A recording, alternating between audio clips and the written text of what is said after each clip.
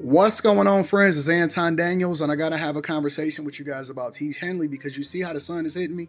This is no finesse, no makeup, no filters, no none of that. This is 100% Teach Henley.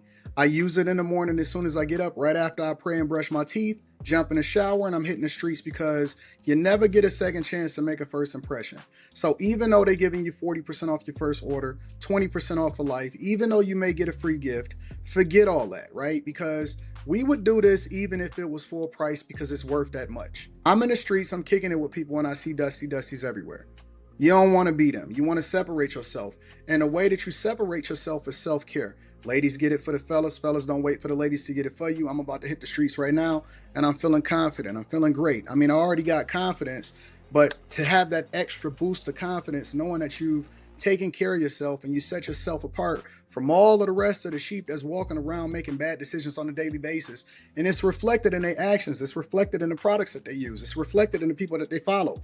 And so if you're trying to level up, if you're trying to make sure that you look good, they're going to send you the pack. They're going to give you all of the instructions on how you're supposed to use it. Then make sure you get your Teach Henley. Again, 40% off your first order, 20% off for life. Get your free gift. Make sure you tap in with your boy Anton Daniels because Unc is never going to lead you wrong. I would never have you use a product that I don't use myself. Again, they've been rocking with me for a long time. Make sure you get your Teach Henley. I love you. I appreciate you. I'm going to holler at you guys later.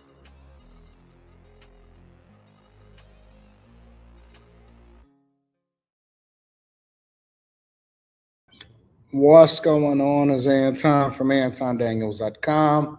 I appreciate y'all for continuing to rock with me. Thank y'all for tuning in for another edition of the Millionaire Morning Show. I am your host, Anton Daniels. What up? What up? What up? What up? What up? What's up, friends and family? Chasers in the building. I appreciate y'all. Thank y'all for continuing to hold me down. Hey, I don't know how I lost my AirPods. I think I lost them on the plane on the way here. What's up, Angelio? What up, Trill Mercy, distinguished gentlemen? Jesse, Trill, Sabrina says, how are you, AD? Motivated. Motivated. That's what I am. I am motivated to hustle. I don't know why. I don't know what it is, but I went to sleep earlier than usual. Not early as far as like what other people would consider early, but earlier than usual. Went to bed at like, I don't know, 11, 12 Eastern, and woke up at like 5 o'clock this morning. So, I'm chilling. I'm chilling. I took a nap yesterday. I took a long nap. I took like a two and a half hour nap yesterday. So yeah, man. I'm changing my schedule to where I take a nap in the middle of the day to knock the edge off, and that'll allow for me to really continue to rock out. So what up? What up, OG? What up, OG Rihanna in the building? What's happening, baby girl? Your car, King Richardson. What up, K Cooper? Walker. Glad you're getting some rest. I don't rest a lot, but I figure it out. You know what I'm saying? So Russell went 3 hours and shook everyone's hand and had a conversation on the in line. Yeah, LaRussell, shout out to Bag Chaser GT. LaRussell is good people. I went to his show. It was a really good show. It was a really good show. I went to his actually it's funny, went to a show that he did here in Vegas. Chilling. Keisha said, glad, happy that you're getting some rest. Yeah, but no rest for the weary. You know what I'm saying? So we got to get back to it. All I do is hustle. Listen, let me tell you something. Before we get into the show, and we about to get into the show because we got a lot to cover. Lots happened over the weekend. I eat, sleep, been getting to the gym a little more often. But I'm doing gym 5 days a week now, starting this week. So I was at 2 to 3 days a week because I was traveling so much. But now I've gotten my schedule back normalized to where I'm in the gym at least 5 days a week. Me and my daughter, and eat, sleep, workout, hustle. That's it. That's all I've been on. Eat, sleep, workout, hustle. Eat, sleep, workout, hustle. Eat, sleep, workout, hustle. Eat, sleep, workout. I don't care about nothing else right now. like for the next to the summertime, bro. Like I know I gotta travel, I know I gotta do things, I know I gotta take care of business, but to the summertime, I'm locked in, bro. That's it. If it ain't about no money, if it ain't about no hustling, if it ain't about going to get a bag, I really don't care about none of this shit. Straight up. You put 200 on all the hard ways. I'm off that, bro. I'm not focused on that right now. You know what I'm saying? I know the hosts and stuff is gonna be calling. J Ben says Omi and the Hellcat is free. Yeah, I know. I'm a review that. I'm gonna review that at the end of the show. So I got Omi on the docket for the day. Shout out to Omi, man. Shout out to Omi, bro. I got we're gonna talk about Omi today. I'm off that right now, bro. I'm not on none of that. I don't wanna go down to the casino. I haven't been to the casino. Like one of the reasons why I like staying at the Vidara is because the Vidara does not have a casino inside of it. The Vidara does not have a casino inside of it. So I can have a little bit more chill vibe in this hotel. And if I ever wanted to go out to a casino, then I would have to either walk over to the Aria or I have to go all the way over to the Bellagio. And so I'm chilling. You know what I'm saying? I just don't feel like that. I've been really locked in. I haven't did a whole lot while I've been in Vegas. That's why I got this big ass hotel room. And so I just been chilling. I've been slow motion, bro. So yeah, man. You hit for 3,800 yesterday. Congratulations, big dog. Now take it and run and don't go back. I know how it is. I know y'all like to you know, y'all like pain. Are you doing 5150 tomorrow? I am. So tomorrow I'm gonna fly back to Los Angeles. And I'm gonna do 5150 tomorrow night. So I'm really locked in for the day. All right. So, Anton, are you talking about Copa today? I can if y'all want me to. Very disappointed in the man on the views of Fatal Attraction. All right, so let me do a little bit of housekeeping. So first and foremost, we got the Q show tonight. So the Q show is going to be tonight on the Room 9 channel. Q show is going to be tonight on the Room 9 channel. If you like movies, if you're into film reviews, make sure you subscribe to Room 9 because we do it on Sunday nights. Last night we did Oldies but Goodies. We had Fatal Attraction, Snatch, and Welcome Home Roscoe Jenkins. So me, Miss Sanchez, and Slimmy, we talked through that. 5150 tomorrow. And I am live streaming here. So I'm a live stream here in the morning. And then I'm going to catch a flight over to Los Angeles and we're going to cook up on 5150. And then as soon as I leave 5150, I'm jumping right on a live stream. So we do still have after hours on Tuesday night. Tuesday night after hours, we still doing it. We still rocking. We going to still cook up. All right. So the show is going to go on as usual. As soon as I jump off of 5150, as soon as I hit my hotel, I'm going straight back into, I'm jumping right on after hours. All right.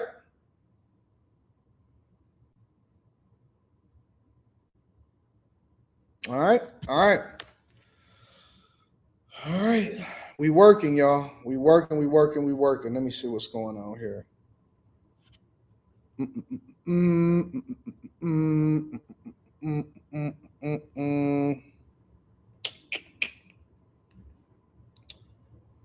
Read some of these cash apps and super chats and we're going to pop off. Valerie, what up, Valerie? Says, great show. Michael Carroll says, look forward to building with the bag chasers. Make sure that you guys drop into the Patreon. If you're not a part of the bag chasers, you're not a part of the Patreon, link is in the description. I will be dropping a video in the Patreon today, okay? Shout out to Joseph Gwynn, says, I truly respect your honesty on the channel. Keeping it real. Thank you, my friend. Appreciate you on Cash App. Mike That Dude. What up, Mike That Dude? I appreciate you, Mike That Dude, for holding me down. Thank you, my friend. Brian the Filmmaker says, sent you a email, 700 million found in cash in a Somalian suitcase. That can't be right. $700 million don't don't fit inside of a suitcase. You might have to resend that to me, bro. Resend that to me again. Totally About None says, I remember you said if you wasn't in tech, you would be in finance. What would you be in finance? I'm not really sure. Like, I don't want to say an accountant. I would like to say, listen. I don't want to say fine. I don't want to say accountant. I don't want to say a broker. I don't want to say a money manager. I don't want to say any of that. I'd like to think that eventually I could do the pursuit of happiness, right? That you would have your own investment firm, that you would have your own capital, you know what I'm saying, to invest in and stuff like that. But in a sense, I'm already doing it. You know what I'm saying? So you running an investment firm, that's really the thing, right? That's the thing that powers you. And I really got 3 layers. So I got the content creation layer that I love, and then I got the entrepreneurship, which is the running a business, which is the same as content creation, right? That's one and the same. And then you got the layer where you basically doing capital investments and you managing, but I don't like managing other people's money. I like managing my own money. But then my true love is really architecture. My true love is architecture. So I rock with that. What else is going on in these streets? There's so much to cover. 700 million in cash and suitcases? Really? All right, I'm gonna have to dig into that. We're gonna add that to the docket for tomorrow. I don't have time to do it today because there's so much going on. All right, y'all. My true love is architecture. Did you go to CES? I did not. I didn't go to CES. I got here like a day after CES ended. The AD, did you see the Philadelphia County Police Chief calling ICE wannabe police and saying that she would arrest them? Email it to me. I'm going to add all of that to the docket tomorrow. Email it to me and I'll add it all to the docket tomorrow. All right, y'all. So listen, make sure you guys tap into the Patreon. Let me move my chair up.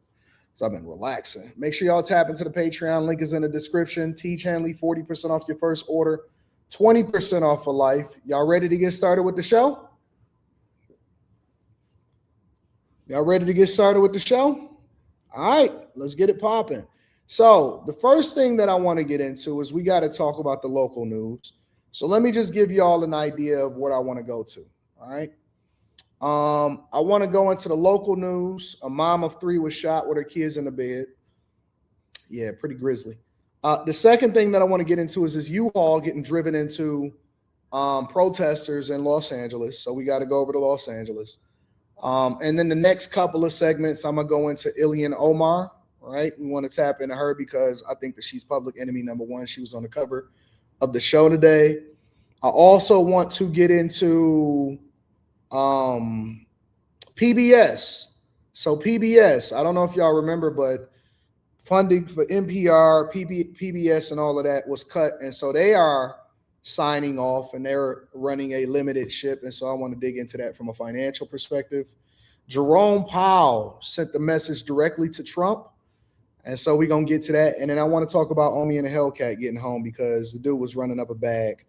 Crazy. All right. So we got a lot to get to. Again, make sure you guys tap into the Patreon. Link is in the description, as well as pinned to the top of the chat. Send this to your friends and family, and let's run up a bag. All right. So the first thing that I want to talk about, and again, I've been warning ladies extensively. I've been telling y'all that it is important for y'all to get up under a certain man's covering. Whoever that is, whether it be your father, whether it be your community, whether it be your uncles, or whether you need to stay home with your man. There is so many women that are suffering because they continue to get with the wrong type of guy. And you handpicking for yourself the wrong type of guy is going to lead you into destruction. All right? So let me go ahead and play this story for y'all, and then we're going to get there. After a deadly shooting, the court case moves forward for the suspected accomplice of what deputies say was a staged home invasion murder. As West 2's David Jones reports, 2 men were arrested in an Orange County mother's killing, and 1 has now been transferred into Orange County custody. Investigators say 30-year-old mother Porsche Streeter ran a hairdressing business from her apartment, which became a crime scene in January 2024. Deputies responded to find Streeter shot to death and her boyfriend, 32-year-old Son Range Jr., who was shot in his upper arm. A year and some change later, the Orange County Sheriff's Office arrested Range for the killing, saying he orchestrated the whole thing, along with Benjamin Garman, making it all look like a home invasion.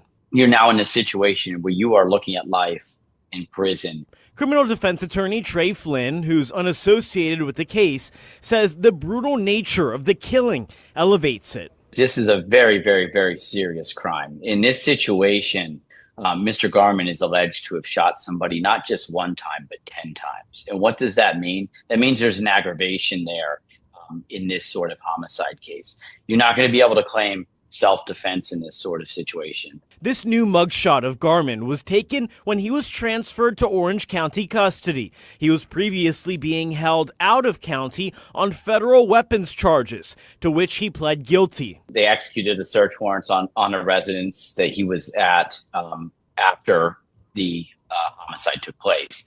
During that time, they located firearms in the residence, and the federal prosecutors felt, hey, as a convicted felon, as somebody possessing firearms, this is a case that is of interest of us. Investigators allege Range and Garman set up the home invasion killing because of a custody dispute between Range and Streeter over their shared children, and because Range said Streeter was hiding money from him. David Jones, WESH 2 News.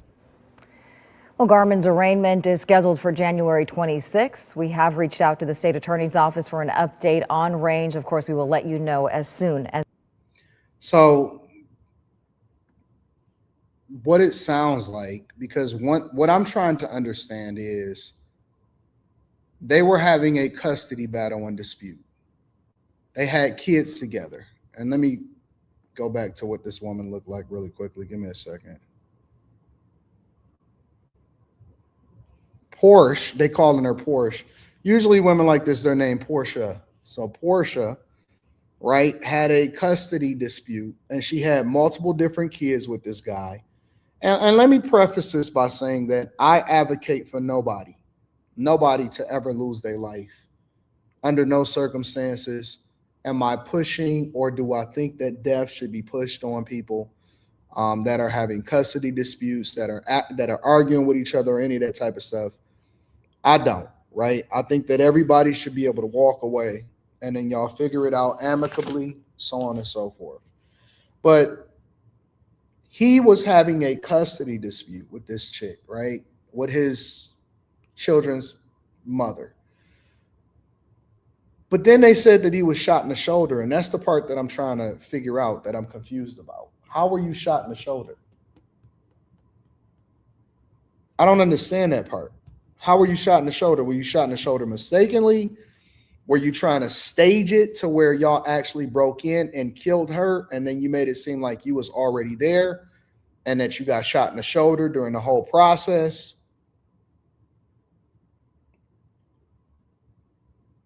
Shabel says because he set it up, but this is what I'm trying to understand, Shabel, was he setting it up to where he was already there? Was he already there? And then they tried to pretend like the home invasion happened. And then he said, hey, shoot me in the shoulder. How did that play out is what I'm saying.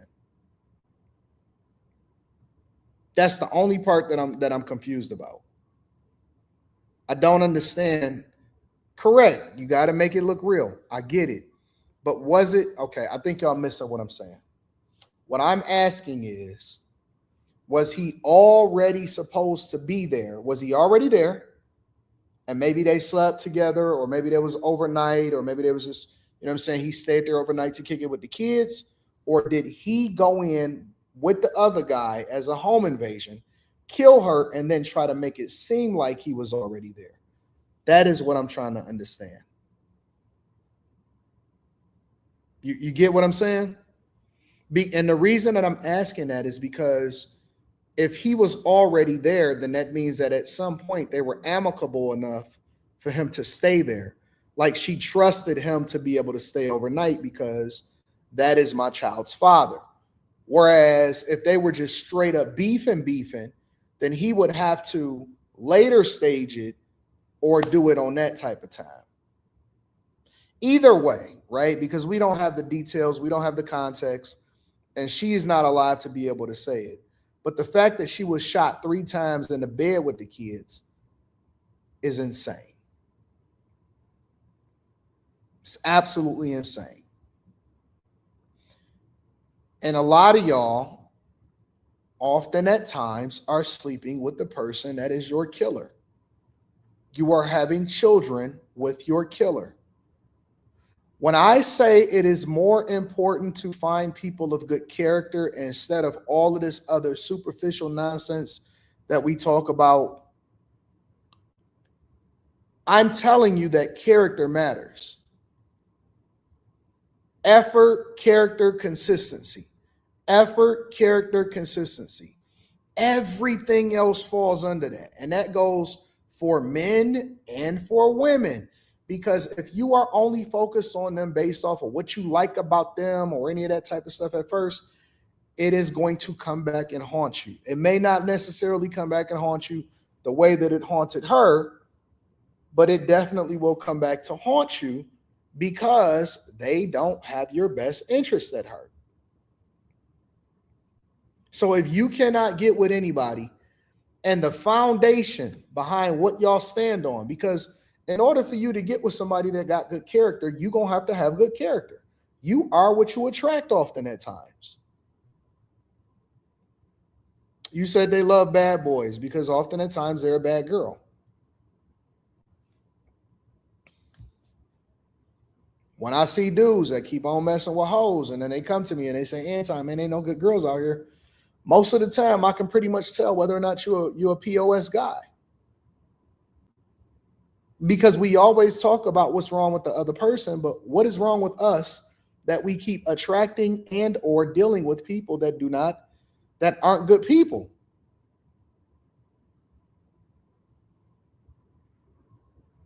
We one and the same. How do you have children? Think about it. How do you have children with somebody that ultimately becomes your killer? You telling me you didn't see any of the red flags?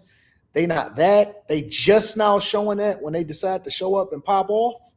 Nah, dog, you seen that. We see it all the time. There are people, thousands of people is watching this show right now. There are people watching this show right now when you know that the person that you laying next to ain't no good. You know he a dope boy. You know he got habits. You know he a POS. You know she's for the streets. You trying to change a hoe into a housewife. She set somebody else up and then she got with you. And then you told her, oh, baby, we in this together. What makes you think that you any different than the person that she left? You're no better than the person that she left. It's just your turn. It's just your turn. It's just your turn. And let me tell you something else. I feel sorry for her. Rest in peace to her. I feel sorry for the kids. I feel sorry for her family. But let me tell you something else. Let me blow this up.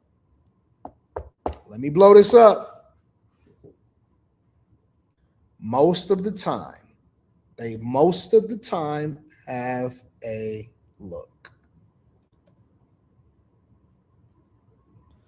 Most of the time, they have a look. And they deal with the same types of guys. Almost every single time. Every time. I'm looking at other photos of her and stuff like that. Yep. Every time. They all got to look. So now you have to ask yourself another question, and this is the uncomfortable question that a lot of people don't want to ask themselves, is, does a certain look give off a certain vibe or energy that attracts a certain type of person that's not going to be good for your life? The places that you're in, the people that you interact with,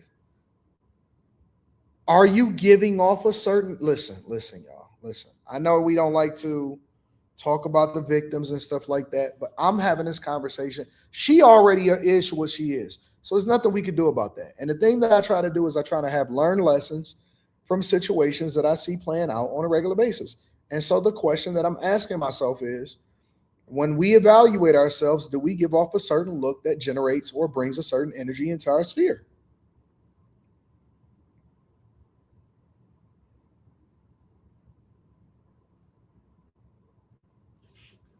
I'm not even going to see this. And that's why, you know what else I noticed about this, about shows after live streaming for years? You know what else I noticed, y'all? Let me tell you what I noticed. And this is one of the reasons why I don't interact with most people that don't have profile pictures. Some of y'all, I've seen y'all a lot. And so I know that you're just a regular person, but a lot of y'all, I don't. I found that people, let me get off this story. I found that people that don't have profile pictures for whatever reason, they say some of the wildest things. And I think it's just because they think because they don't have a profile picture that they could say some of the craziest stuff. And it ain't about me. They were saying it about her. I don't know what that is. Does that give y'all extra courage? When y'all don't have a profile picture, is that like, you know, you feeling extra froggy, or you could say wilder stuff or something like that when you don't have a profile picture? What is that? So you don't have a profile picture, so you say the craziest things that you can think of? Like you don't have no sense? The spirit of the no profile picture? I don't know what that is. That's why I don't entertain it, because I don't take people that don't have a profile picture often at times serious. Yeah, keyboard gangsters. Keyboard gangsters.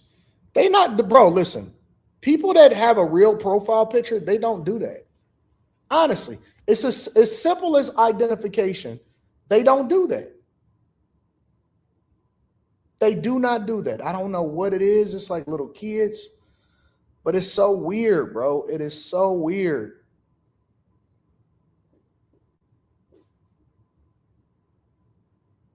So I put a profile picture up because you don't want to be aligned with the Dusties. You know what I'm saying? They feel invincible online. Well, here's the thing though. Like, I don't want to feel invincible with no identity. I'm one of the rare people that actually use their real name in real life, even online. What's up, Tavi? From the very beginning, I never had an alias. I never did any of that. I've always used my real name in real life. I've never, ever switched up. And it's because, like, I want you to know that whatever I say, I really mean it. And I'm not hiding, and I'm transparent about what it is that I got going on. But anyways, make sure you guys hit a like for the algorithm, subscribe to the channel, and turn on your notifications. It's unfortunate, and prayers up for her family. So I just wanted to bring that to y'all attention. Ms. Know-It-All, I like that. Architecture degree field here. Come join us. I love architecture. I've taken drafting. I've taken a lot of classes when it comes to architecture, and I just have a love and affinity for it. And I'd like to think that towards my retirement, if I ever get a chance to slow down from a business perspective, Ms. Know-It-All, my goal is to 100% focus on real estate, building, architecture, and property development. That's it. That's my swan song. When I retire, 27 years from now, when I retire, that's what I'm going to be doing. Because I'm going to always work. 27 years from now, when I retire, I'm going to focus 100% on development. You know what I'm saying? Scrooge McDuck says, shout out to UAD. I'm a bag chaser now. Shout out to the new chasers. I'm getting a lot of notifications of people that's tapping into the Patreon. Shout out to the chasers. Scrooge, I appreciate you. Welcome to the family. When y'all join the Patreon, make sure y'all tap into the Discord. The link to the Discord is in the description of any of the most recent videos. Roscoe P says 15 years in law enforcement. There are always signs. I told 4 women this after domestic arrests. 1, listen. 3, didn't. 3 are no longer with us. 1 thanks me for helping escape every time she sees me. Jeez. That's why we profile, Roscoe. That's why we profile. All right, y'all. Let's get to it. The U-Haul driver. All right. So let me remove that. Take that off. I am confused. And so I'm going to lean to the chat on this one, because one of the things that I've always said, and one of the things that I've communicated to you guys, is that I am very much confused. I am so confused. And the thing that I'm confused about a lot of times is Israel and Iran, right? Now, what I'm not confused about, because I'm going to get there and I'm going to need y'all to explain it to me.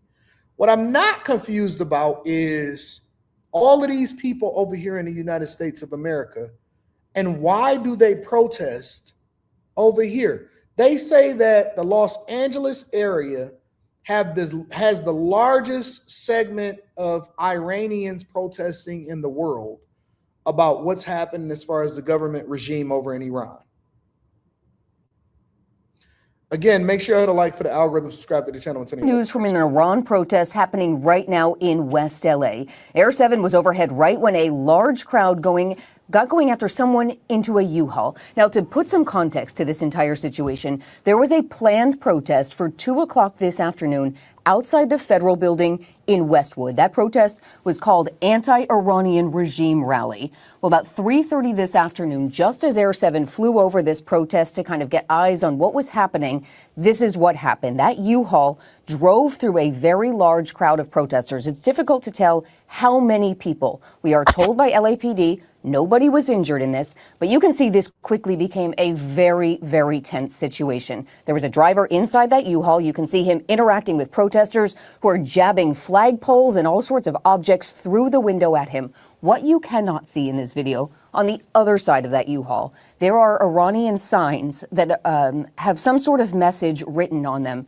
Whatever was going on in this crowd, people were unhappy, perhaps also scared, because there was a U-Haul truck driving through this massive crowd of people. As you can imagine, this created quite a scene. We're going to let this video play out for you. This was just about 3 o'clock this afternoon, so a little more. Y'all not scared enough of me. Y'all are not scared enough of me. If I am in a crowd, and this is why I don't attend large gatherings. If I am in a crowd and I see a dude driving a U-Haul towards me, or a U-Haul close to it, and he not stopping, and he got some weird Iranian sayings on the side of it, man, I'm up out of there. I'm gone. I'm gone. I am not going to be sitting there waiting for somebody to make it rain on me with some kind of junk. I'm automatically going to assume the worst. I'm automatic. What do you mean? Perhaps some people are scared. You know, it's a lot of y'all white people out there, and I don't know what's wrong with white people. White people got the spirit of protest in them right now. It's a lot of liberal white people out here right now that feels the need to get yourselves involved in stuff that ain't got nothing to do with y'all. It is the weirdest thing that I've seen, and I don't understand it. I don't understand it. I seen a video on the other side where they were tearing the signs down and stuff, and I was looking in the crowd to see what was going on, and I said, what are all of these white people out there for? What are y'all doing? What are y'all doing? And listen, I've been on y'all head top for a long time. These liberal whites, I've been on y'all head top for a while now because of all of these protests. Y'all over in Minneapolis, out of control. I'm gonna get to that in the next segment. And I don't get it. I don't get it. Supply the demand. I don't get it. What is going on with liberal white people in the United States of America? Do y'all just have an enormous amount of money put up somewhere where you can just not go to work every day? Because I look on the internet and I look in my email and I get the review videos, and y'all more than ever, liberal whites, not conservatives, liberal whites. I'm looking at y'all every day and y'all are complaining. You're complaining about your baby daddies. Dog, look. I'm going to keep it 100 with you, bro. I thought initially, and let me correct myself, right? Because I'm an equal accountability smoke giver and all of that. I thought initially that it was everybody else. The longer I lived, the more I learned. I thought initially it was everybody else. So I was like, damn. Food stamps, why we complaining? Black fatigue, why we complaining? This and that. Relationship breakup, baby mama drama, why we complaining? And I'm starting to see and realize that at the core root of almost every single issue that has taken place inside of the United States of America, it's the liberal white people. It's liberal white people. At the forefront of the movement of even enabling Somali fraud and protesting on their behalf is liberal white people. Food stamps, liberal whites. Breaking up their families, liberal white women. Guys is getting a passport for sex tourism. The original passport bros were passport whites.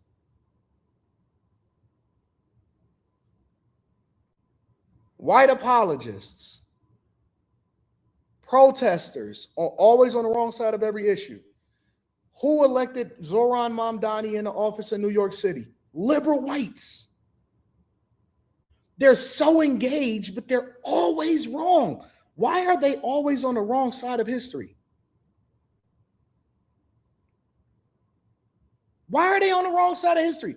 Every single time. For every single issue, you're right there. And I don't know what the fuck is up. I don't know if y'all like multiplying so much, if it was just so many of y'all already.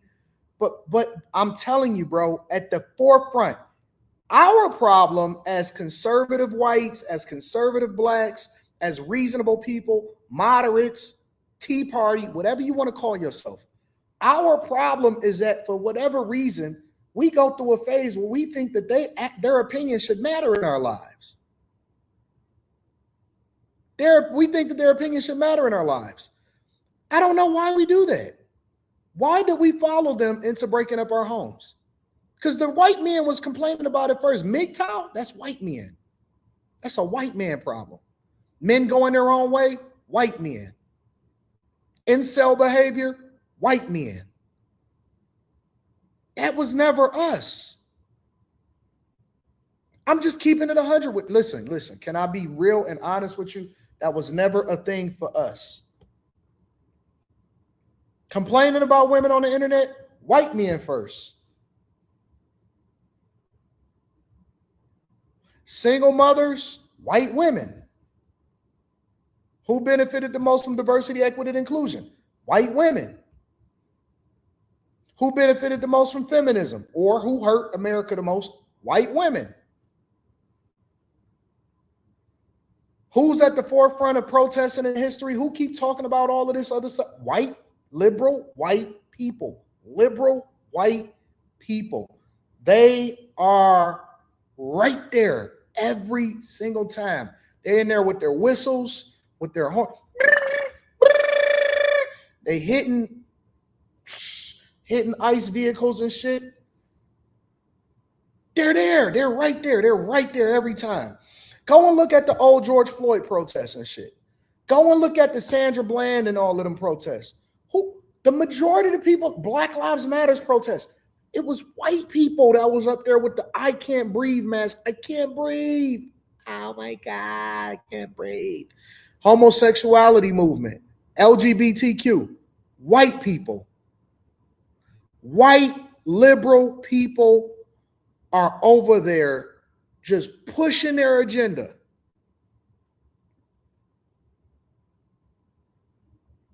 I'm telling you, bro.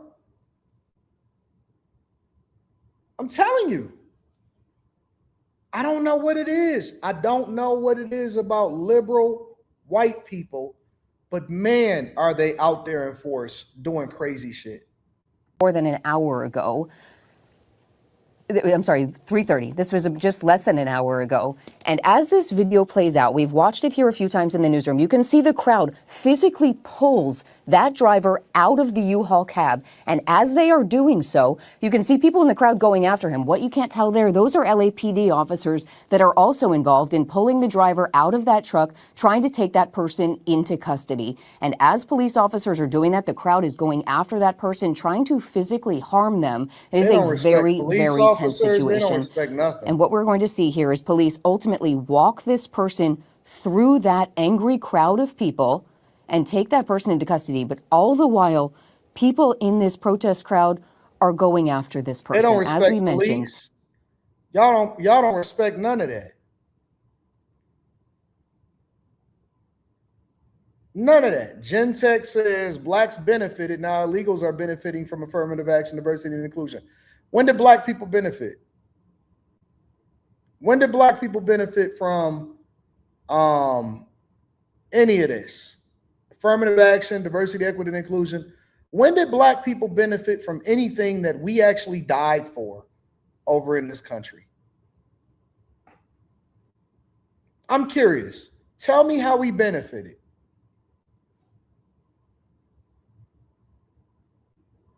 That's the biggest lie that I've ever heard in my entire life.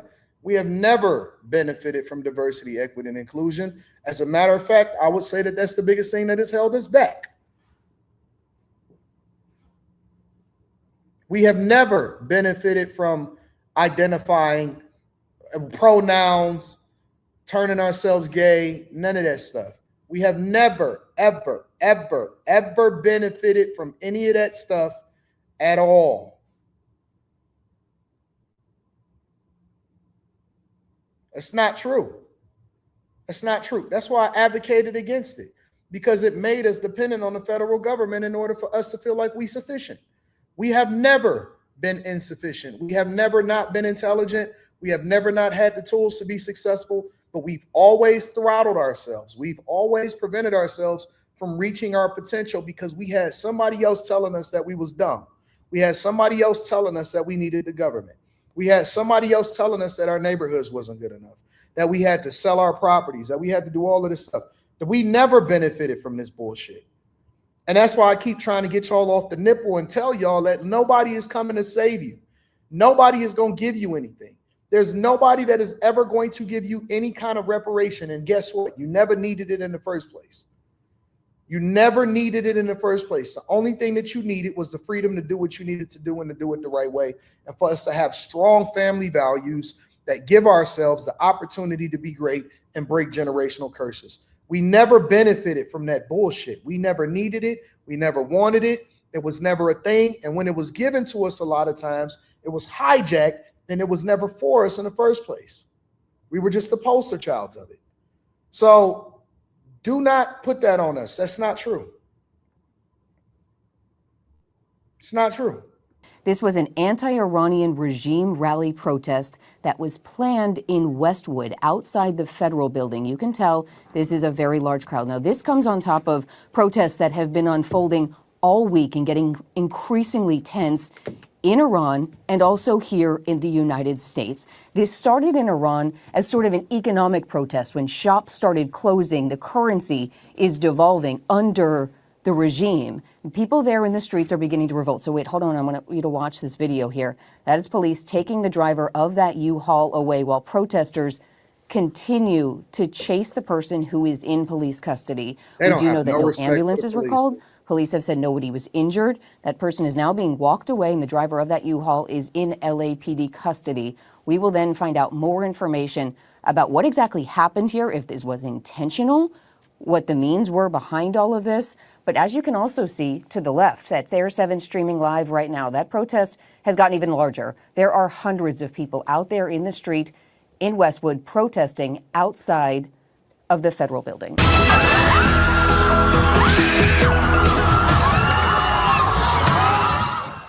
Right now on the special edition of the NBC4 News, a U-Haul truck drove through a crowd of protesters in Westwood. We're bringing you this breaking news as we cap off the wild card game right here on NBC4. Our Olivia Garvey will bring you highlights, and we have full fan reaction coming up in just a moment. But we do want to begin with that breaking news out of Westwood, where one person is injured, one person was detained after a protest organized in support of the Iranian people who are pushing for regime change.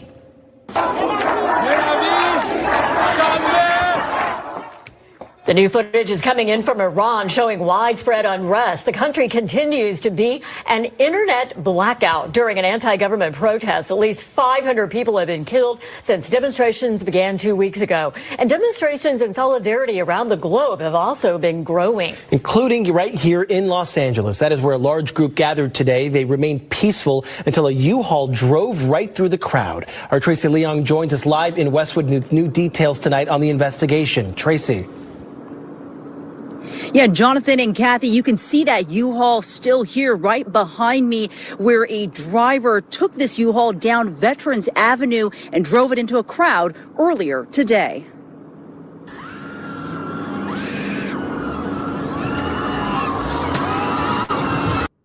How do you scream and still be standing there at the same time? How do you scream and still stand there at the same time?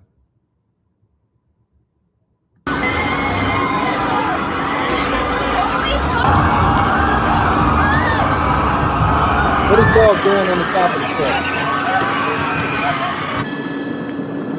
Cell phone video capture U-Haul truck barreling into a large group of demonstrators who were calling for freedom and democracy in Iran. You can hear people screaming and trying to move out of the way on Veteran Avenue near the Federal Building in Westwood Sunday afternoon. Thousands had gathered for this peaceful rally, many who have family in Iran and say they're worried because they haven't been able to communicate with them after the Iranian government cut off the country's internet access. At least 583 people have been killed since unrest began in Iran 2 weeks ago over the economic crisis, according to U.S.-based human rights activists. I agree with you. That's again, I don't usually respond to people that don't have a profile picture, but this one is accurate as hell. This could never be more true. Too many people in America that aren't American. It's too many tongues, too many people, too many cultures, too many people that have agendas that are not American. They are not American. They do not have American values. They do not stand for what we stand for. They do not fight for this country. They are not enlisted in the military. They are not paying their taxes. They defraud and stuff. That is literally what the problem is in this country. It is too, you right too. Oh, you're not wrong. You're not wrong. White people have it right. Not the liberal ones, not liberal black people either. Conservative white people and black. Listen, here's the thing. We don't have to agree on everything, but there are some things that we all should be fundamentally on the same page for. Even liberal black people sound crazy to me. And the reason why liberal black people sound so crazy to me is it's because you do realize that most of the things that you vote for and you stand for is against you. It's against everything that you fought for. It's against your ancestors. It's against your values, your morals. It's against everything that you got going on. It's against what's best for your children. It's against you. It is against you. I said it was going to happen a long time. I did. I said it was going to happen a long time ago. It's against you. So you are voting against your own best interest when you then sign up to be a part of this nonsense. You know what the funniest part about it is? Let me tell you how hypocritical the black community is, black culture. They'll sit there and talk all of this American descendants of slaves, but everybody is a whisper fucking quiet when it comes to birthright citizenship, which was for them. They'll sit there and call people that look like them that may be conservative, which we're supposed to be a conservative people, right? That's what we stand for. And then they sit there and let illegal migrants, listen, they will go against me, who was born, raised, ancestors was from this fucking country. And then they'll sit there and let Somali migrants come over here and defraud this motherfucker and run it up. They'll sit there and stand with people that don't even like you. They'll sit here and advocate for people that's not even supposed to be in the United States of America. But boy, they'll come after you. They'll come after you with everything that they got. Meanwhile, it's some bobblehead that is sitting there robbing the whole fucking place blind. We sitting here, I'm trying to defend myself against a nigga that don't know no better. And it's a bobblehead over there robbing this bitch blind. And the white person is helping them. And they like this. Shh, shh, shh. Let them fight because they're Crips and Bloods. Let them focus on black versus white and racism.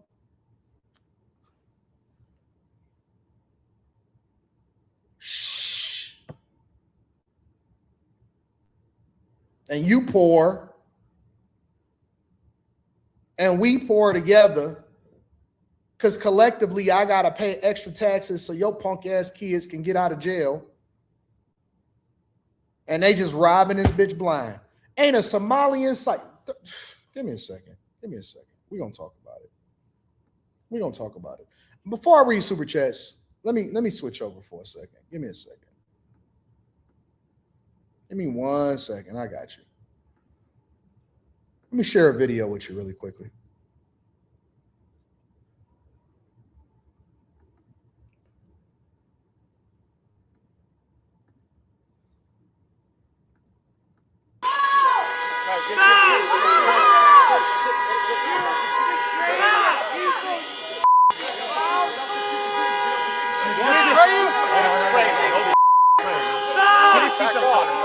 Back off, guys. Let them work. Back off. Is the true American hero. Off the street. Back it up.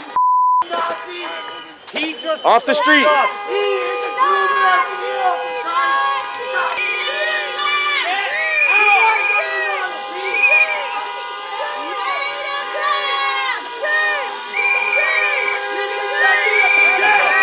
Tell you. That's twice we tell you get back. That's twice. Get off the street. Get off the street, sir. Get off the street. I'm gonna let it play for y'all for a little while. I want you to watch and see something. Right? I'm letting you see it. I'm letting you see what these people are dealing with in real life. You just seen somebody get their muffin top peeled back for chasing, harassing, being in the street, not peacefully protesting, and causing problems, right? Do you know why she really got her muffin top peeled back? You want to know why she really got her muffin top peeled back? Because she was defending people that ain't even out there themselves. Somalis aren't even outside. They not even outside. They ain't even protesting. They not even out there. You know what I've learned? If I want progress as far as to make things easier for myself, the only thing that I got to do is commit a crime or be a victim. That's all I got to do is be a crime and be a victim. And boy, I can get me a white apologist, liberal, and the black community will rally behind me. Absolutely. Listen, it doesn't pay. It doesn't pay right now in our culture to be stand up. It doesn't. Let me let this play on silent while I preach. It doesn't pay in this culture to be stand up because if I sell dope in my community and I go to jail and then I get out, I'm going to have at least $5 million waiting on me as soon as I drop my first song, first day out. These niggas waiting for my downfall. These niggas waiting for my downfall. On all 10, I stood tall. Look at him. Look at him. Look at the whites.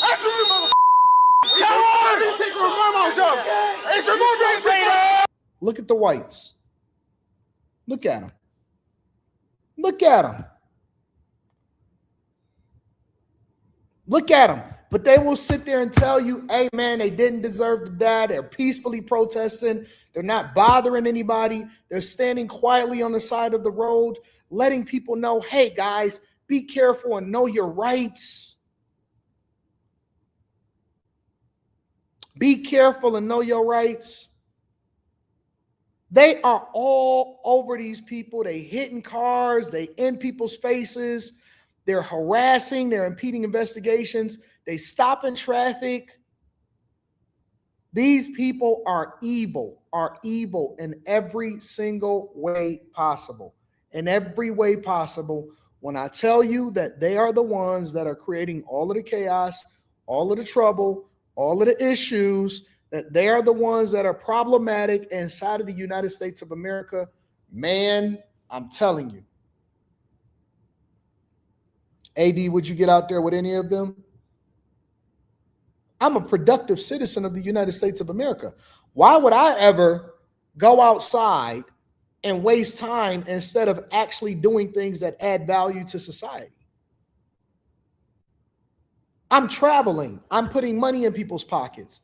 I'm an employer. I'm building houses, allowing for people to stay less than whatever the market rate is in the best property in the neighborhoods that I'm building. I give back to my community. Why? I don't have time to be out there with people that don't have jobs. Do I look like a barista to you? Do I look like a part-time barista? No, I'm not a part-time barista. That's why I'm not going to be out there protesting.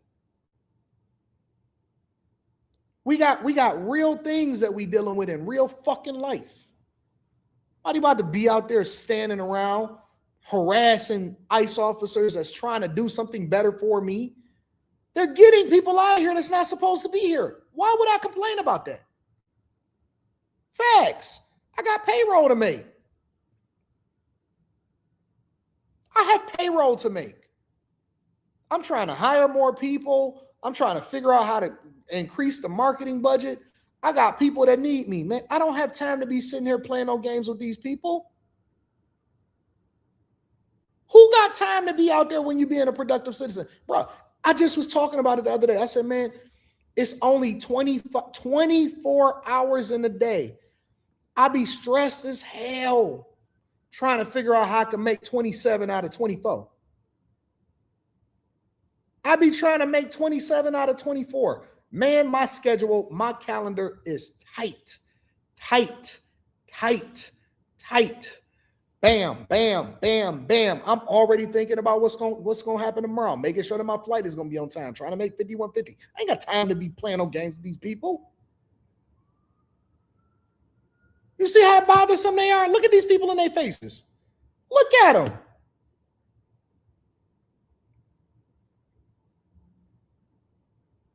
And I got about 16 family members that depend on me. I got a lot of people that got a lot riding on me. I don't have time. I don't have time. You said, but sadly, Corey Holcomb supports Somalis. Well, guess what? You know what's so beautiful about that, A-Dun? I don't know how true that is, all right? I can't confirm nor deny that. But what I will tell you is this. I talked to Corey. I had a conversation with Corey. And one of the things that we really want to hit on and focus on is our disagreement when it comes to my support for America and whether or not white people, conservative white people, are evil, and his support for America and what he envisions that America is supposed to look like. And we are on completely opposing ends. I'm not sure that this show is going to go the way that y'all think it go. I don't think that this is going to be the normal 5150. I don't think that it's going to be the normal 5150. This is going to be different. This will be a different show than y'all will ever see on that platform. I was surprised. I was so surprised that he even invited me to have the conversation. I said, what? Well, listen, if this is what you want, I'm definitely gonna pull up. And see, let me tell you the type of person that I am. I knew that he had said that he wanted to kick it a long time ago. It's a lot of people. It's a lot of people that have said outwardly and publicly, yeah, man, Anton this, or I want to do this, or I want to do that, right? And this is my requirement. Let me tell you what my requirement is.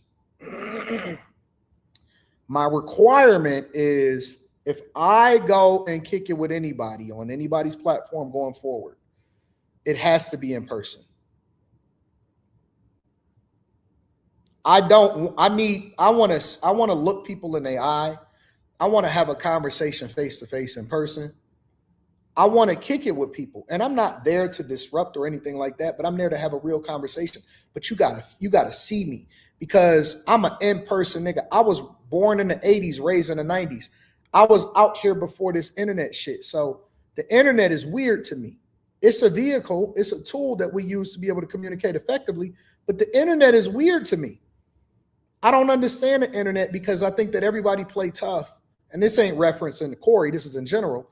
I don't like niggas that don't have profile pictures that talk crazy inside of the chat because I actually want to kick it with people in real life. I go outside in real life. I touch the people in real life. I do meetups in real life. I actually want to interview with people in real life. I want to feel the energy because communication is 90% body language. Communication is 90% body language. So I say, yep, I'll do it. But the only way that I'm doing it, I don't want to do the live stream thing. Like, I think Reva went on there. I think Fawcett Media was on there. MTR, Mediocre Tutorial Reviews. They did live streams and stuff. I said, man, I'm not doing that, bro.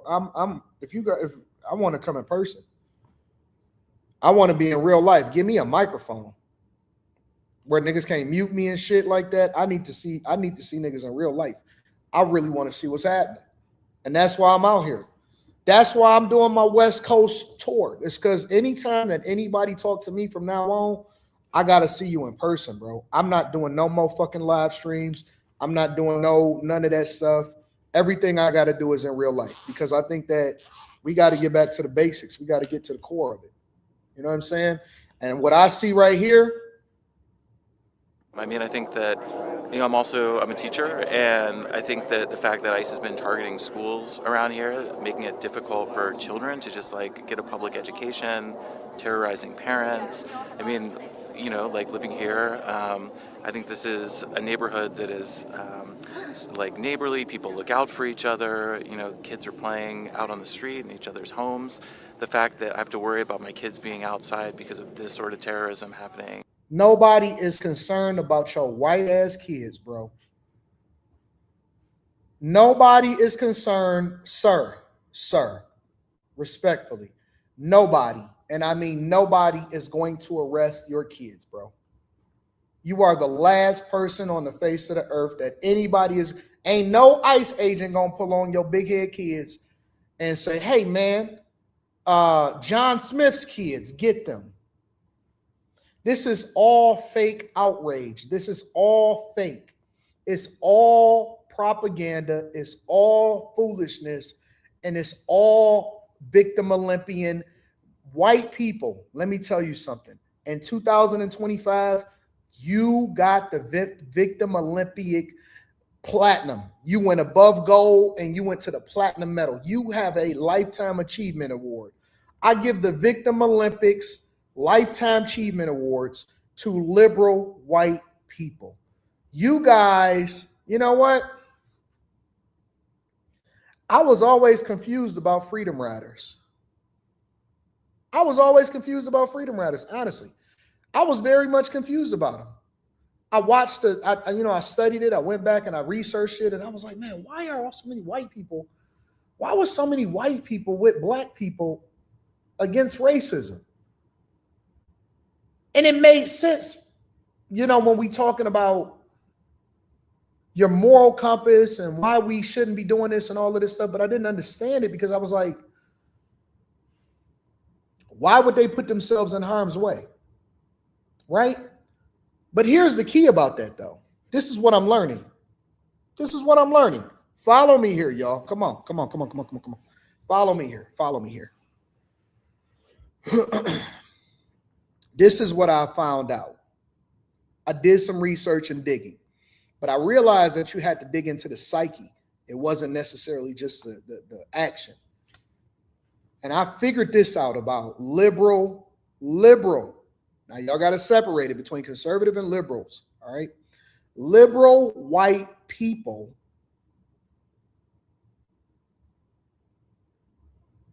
have an affinity for wanting to be a part of a victimhood. That's just, it's in them. It may not necessarily be because they actually believe in the focus or believe in the cause or believe in what you're doing, but they have an affinity for wanting to belong. They want to belong. It's just in them.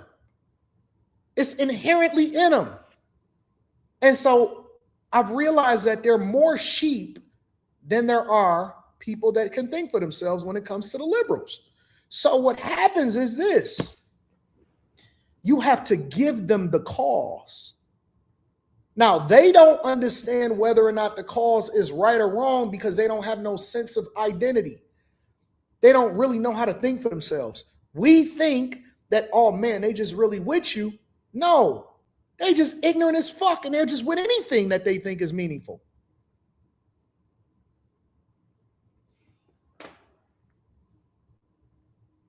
So sometimes they may be on the right side of history, and other times, more often than not, they're on the wrong side of history.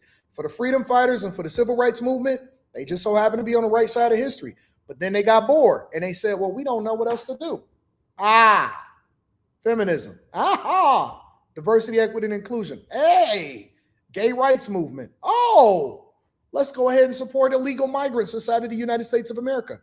I didn't hear anybody out there protesting, advocating for, and grinding when a Laken Riley got killed.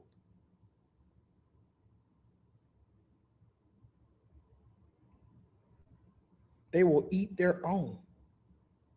They will eat their own. I seen nothing, nobody that was out of control and was feeling some type of way when Laken Riley got killed. It wasn't a peep from these niggas. Not a whisper. Y'all just bored. You ain't got nothing better to do. You're bored. You're bored. Not a whisper. But these niggas is out in force in the cold. In the cold in Minnesota, Minneapolis, and there is blatant crime, blatant fraud, blatant illegals, and they are standing out there for people that they don't even understand. That's crazy, bro. That is crazy. Man, if I wasn't looking directly at Jacob Fry, who was the mayor of Minneapolis, I would think that that is a Somali himself. He started speaking Somali. I said, what is wrong with this man? What is going on?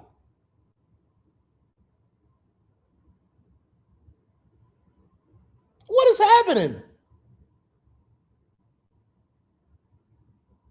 You know what's so funny? I seen that too. We're gonna get into Ilhan Omar and her saying that the fraud is debunked. I don't get it, bro. I don't get it. I just don't get it, bro. I don't get it. I am so confused, Janice. I'm so confused. I said, who are these people? I seen a woman today put her baby up and say, my kid is 1/4 black, so they're black, and that baby looked whiter than white. And I was like, why y'all want to be black so bad? Why they want to be black? Why y'all don't want to be white? The liberal whites. They want to be Somali. That's what they said. They want to be Somali. They want to be Black Americans. They want to be Indians. They want to be all of that, bro. They want to be all of that. And I'm like, bro, You don't have to do that. You don't have to do this. You can be authentically you and still be regular and still be cool. I don't understand the liberal whites. Liberal whites, this is what I know for sure, and two things is for certain. This year, 2026, I'm on y'all ass. I'm on y'all ass. And see, it's going to be different. It's different for liberal whites than it is black people. Because see, black people can't really say nothing to me, but they try.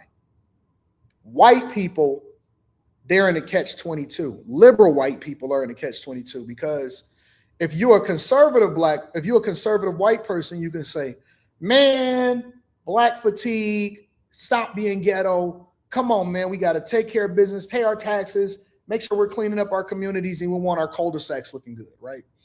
If you're a liberal white woman or a liberal white person, you can't really say anything because you already think that I'm oppressed. You already think that, the world is against me. And so if I tell you, well, you a bitch, then you can't really say nothing to me because you already on my side. And so all you can do is really apologize to me more and validate me. Oh, yes, I understand. We deserve it. I deserve it. You deserve to say everything to me for all of the racism that we've been implementing against you and my ancestors. I am taking the knee and I will lay down my life for you. And I'm going to just keep on pouring it on. I'm going to keep on pouring it on. Oh, man. Oh, man. Oh, man. Oh, man. Talk about a stepping stone. Bro, you can do as a black person, you can do anything you want and say anything you want to a liberal white person. And they'll apologize for it, bro. White people will apologize for not listening more intently because we all need to be heard. I can't believe that you guys don't understand it. You'll never know what it feels like to be in a black person's shoes. Oh my God. That's the world that we live in today. It's crazy, ain't it? I can go off on a liberal white person, but because I'm a black guy, they have to apologize to me for the thing that I'm going off on them about, no matter what it is.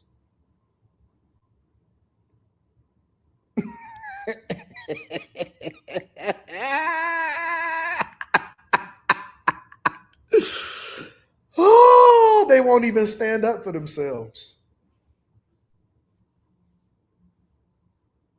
They won't even stand up for themselves. Ah, fuck, I don't like it. Sir, your wife is a Karen. Well, what does she do? I feel like she parked in the wrong parking spot because this is the closest one, and I should have had the closest one. And then her liberal white husband, Karen, Susie, can you please move and give Mr. Daniels the proper parking spot because he deserves it. We don't know how many parking spots he's been conned out of. We don't know how many of us. Took his parking. As a matter of fact, here's my wife also. I offer her as tribute. Would you like to bust her now? Then he gonna ask. Here's the catch. Can I watch you bust my wife down?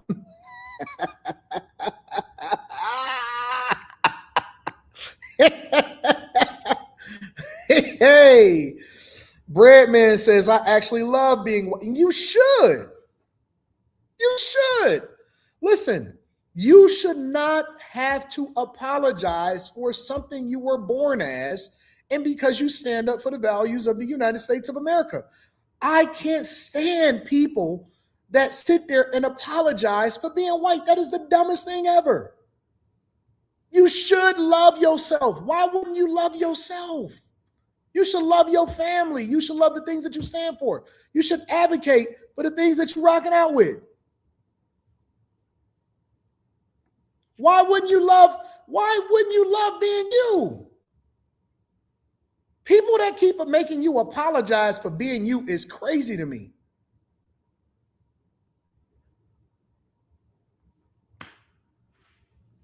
Crazy, crazy, crazy. But we gonna get there. We gonna get there. You should love you. Don't let nobody make you feel ashamed because you white. That's crazy to me. But we gonna get on them liberal white apologists. Boy, are they on the wrong side of history.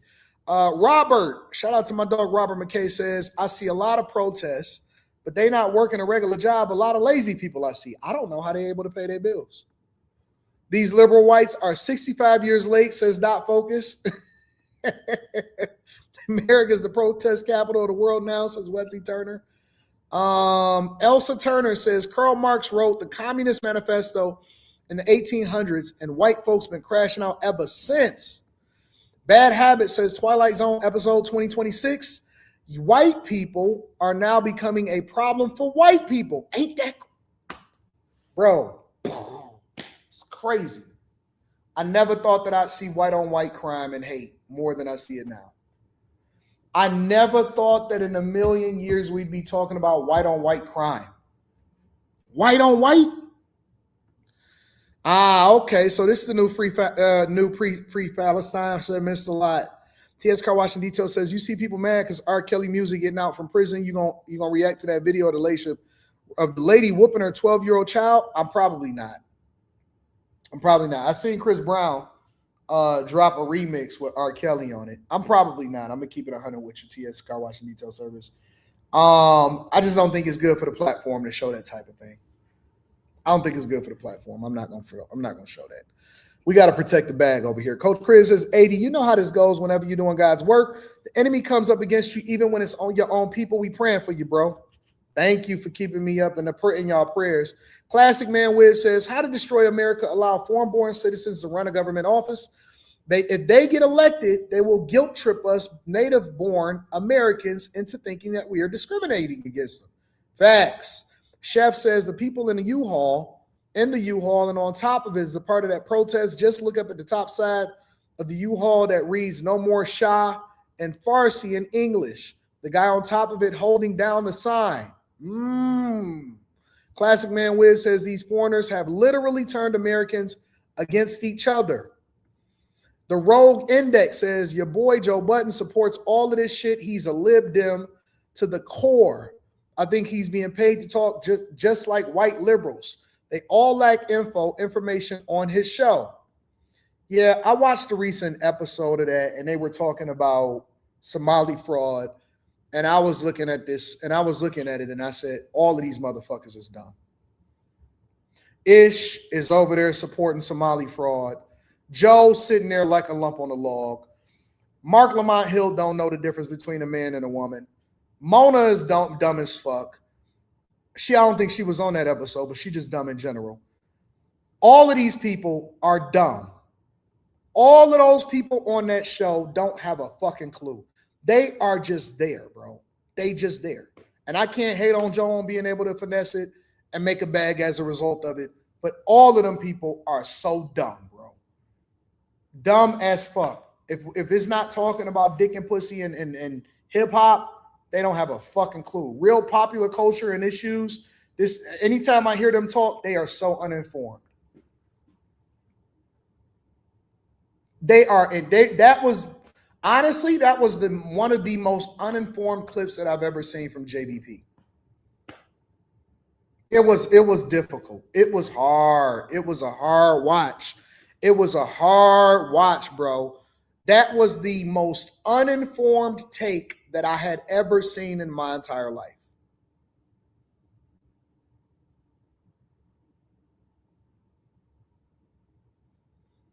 If they stick to like just talking about like people, then they will do fine. They good in the water. Entertaining, slapstick, slap your thigh, all of that shit.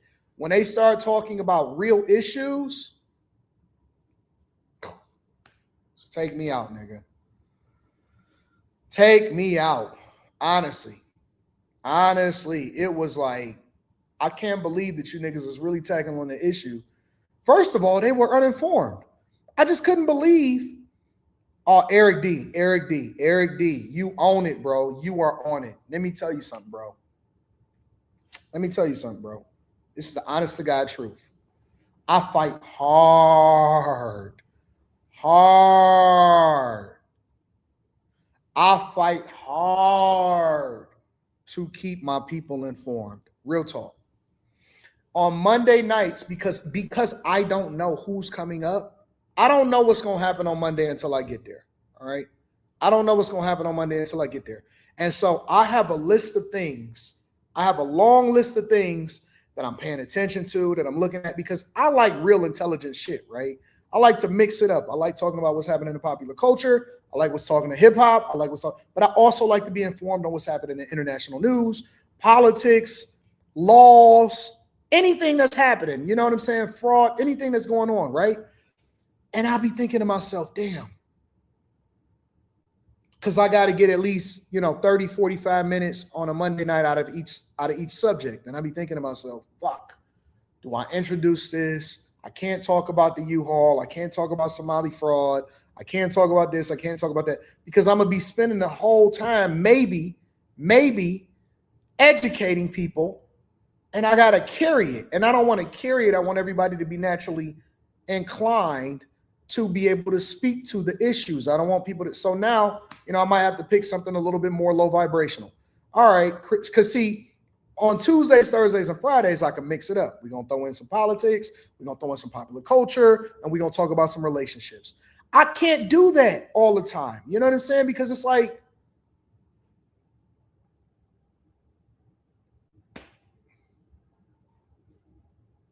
so now I got to throw in a little bit more dick and pussy. Let's talk about Christie and Desmond Scott. Let's talk about, Offset and Celine Powell.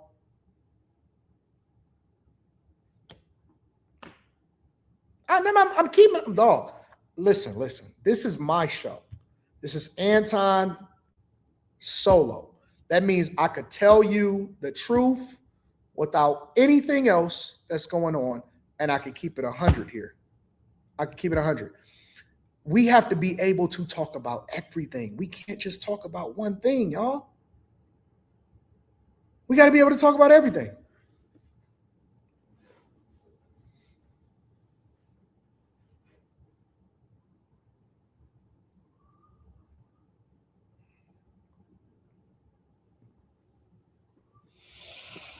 Let me get some more of these super chats in.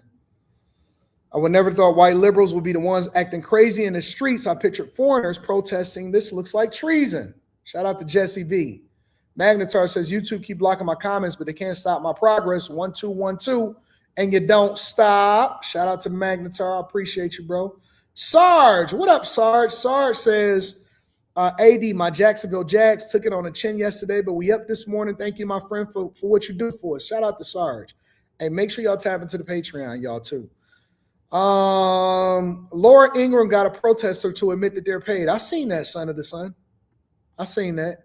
Salute says 50% simp. Where you been at? I ain't seen you in a while. Sean 9501 says, thank you for everything that you do when you are speaking facts. Shout out to the bag chasers, because I am one. Faith, what up? Faith says, good morning, Anton. There is a scripture for that madness, Ecclesiastes 7:17. Be not overmuch wicked, neither be thou foolish. Why shouldest thou die before thy time?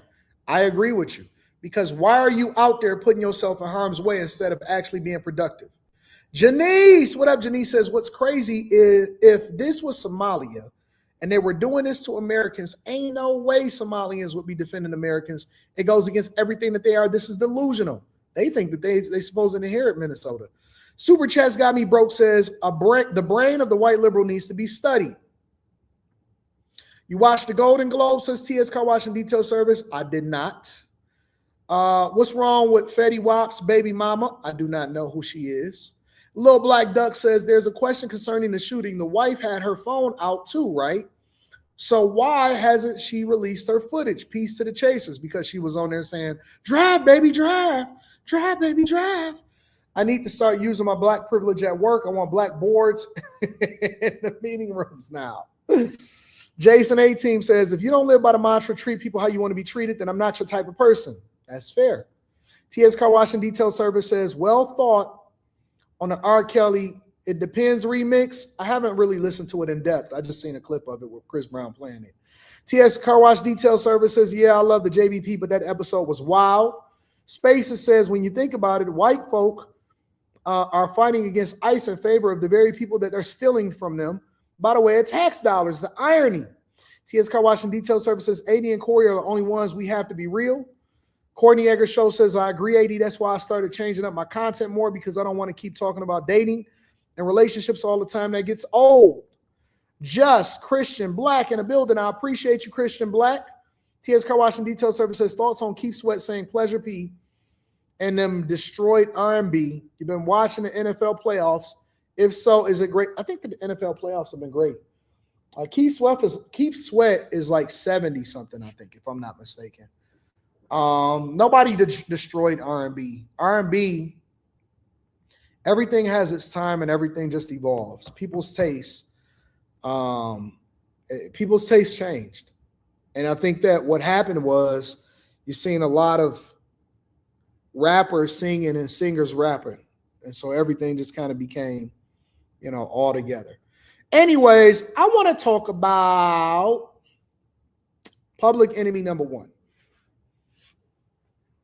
She is running number one in the Victim Olympics right now. Public Enemy number one, in my opinion, is Ilhan Omar. Ilhan Omar is the face, in my opinion, of a community of people running in the Victim Olympics, robbing the United States of America, and probably shouldn't be here. And so the first thing that she did recently is, before we get on her Face the Nation interview, is she marched to an ICE facility with cameras and other Congress people in order to try to get visibility for herself, knowing that she was not going to get the results. And then she also did a march where she says, say her name, say her name.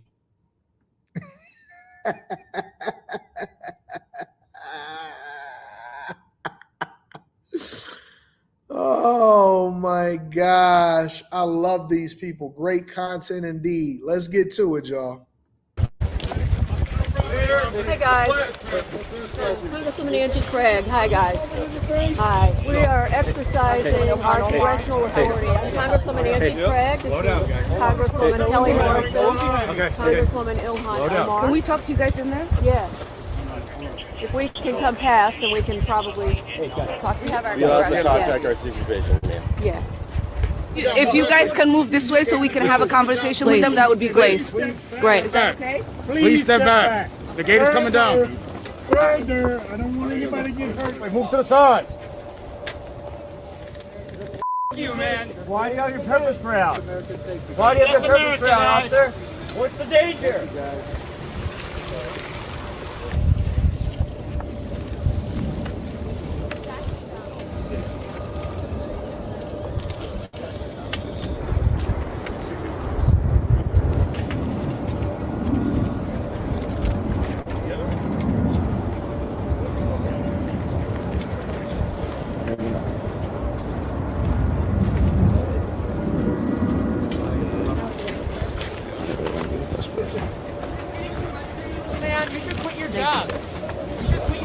You guys stay.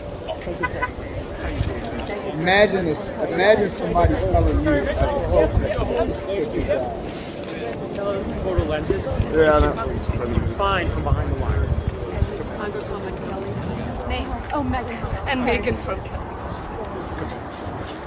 And do we need to clear the drive so the cars can get through? Yep, get out of the driveway. Get out of the driveway, guys. Get out of the driveway. People's got to come through. We have you all please back up. Back it up, please. Federal back property. It up. You guys, hey, back it up. Thank you. Please. Thank you. Back up. Thank you. Request a member of the media come with us. Come with you.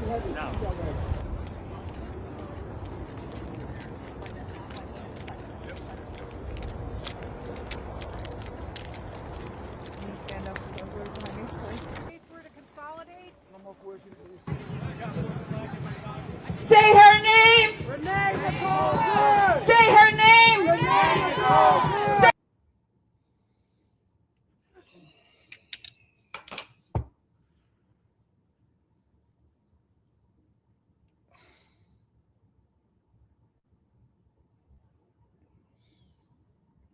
Do y'all not feel disrespected yet? I'm just asking a question. I'm just asking a question. Do you guys not feel disrespected yet? Because you should. You should feel disrespected.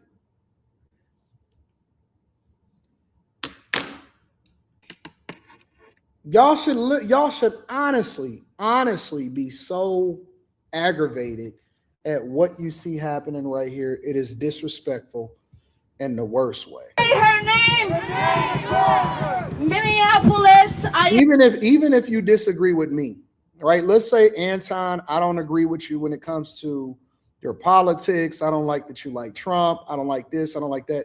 Let's say that you are a Democrat, or you are a person that may not agree with everything that I say. Y'all have to be feeling disrespected about this.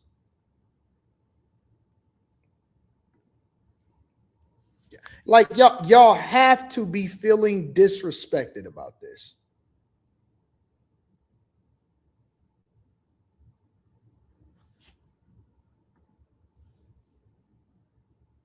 If you are a person that only listen to me for informational purposes only, or you looking to understand how I look at money, or you want to know what it is that I feel about the culture or politics or whatever, and you disagree with 97% of everything that I say, you have to feel disrespected when they say something like this.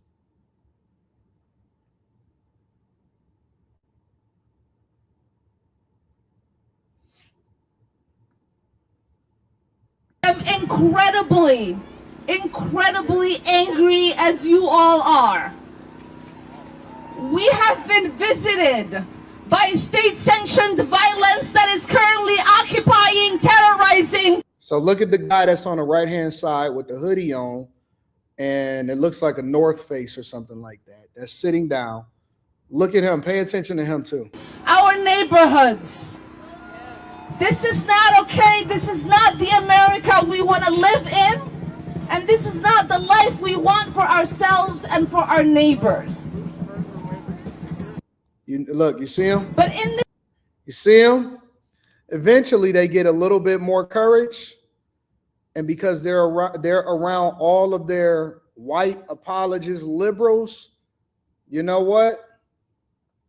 He came out of that cult to show his LGBTQ community support like he was Remy on Higher Learning.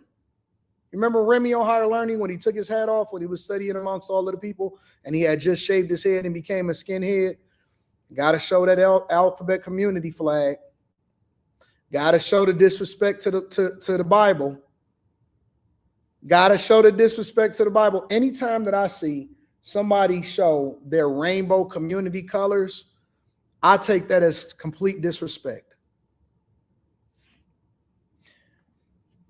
Anytime somebody flies a rainbow flag or they put on their rainbow colors and they are doing it to say that they are alphabet community, queer, lesbian, gay, I don't even know what all of the letters stand for. L, G, lesbian, gay, B, bisexual, LGBT, transsexual, Q, queer, and then plus is everything else on top of it.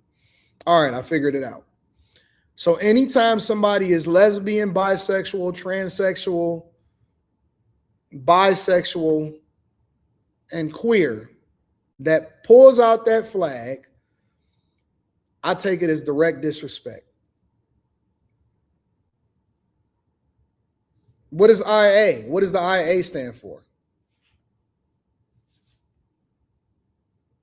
What does IA stand for? I don't know what that means. What is IA?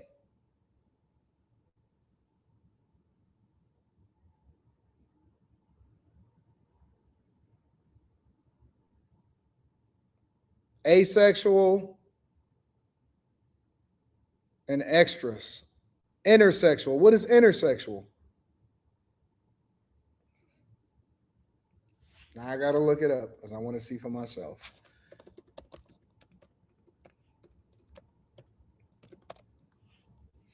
Intersexual are people born with sex characteristics, genitals, chromosomes, hormones, not fitting typical male-female definition, a natural variation affecting up to 1.7% of people, encompassing many conditions like altered chromosomes, ambiguous genitalia, while often medically noticed at birth. I don't understand. I don't understand, bro. Listen, bro.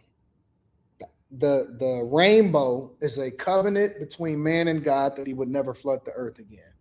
To have people take that and make that into something that was perverted is absolutely insane to me.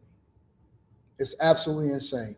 And to see that this woman is playing in our faces and disrespecting us while pretending like she was ever going to get into at that time with all of those reporters into an ICE facility. And let's assume for the sake of conversation that she's not turned away, that she then for the second time be able to get into an ICE facility to see what's going on. I'll get there. Let me play the rest. The state sanctioned the violence where they murdered a neighbor of ours in broad daylight. You all have refused to be afraid. You all have refused to back down. You all have decided that this resistance is not one that can be intimidated. We are showing the nation that regardless of what the tyrant in the White House believes, we know that we are here to stay and this is our country. We are going to make a life here and we are going to stand up for our neighbors here in Minneapolis. Made an attempt to enter Whibley Center here in Minneapolis. We were initially invited in to do our congressional oversight and to exercise our Article 1 duties.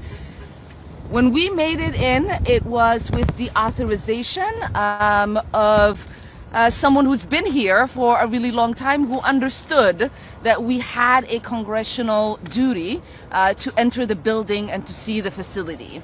Shortly after we were let in, two officials came in and said that they received a message that we were no longer allowed to be in the building and that they were rescinding our invitation to come in and declining any further access to the building.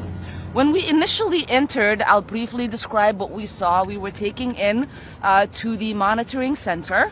We were able to see where people were brought in. We were informed that there are two planes that are taking off today, taking detainees out of this center into other detention centers outside, within the United States. We did ask if those were deportation flights. We were told no.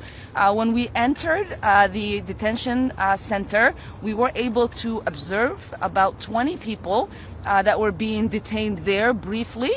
We also were told that there were showers we weren't able to see.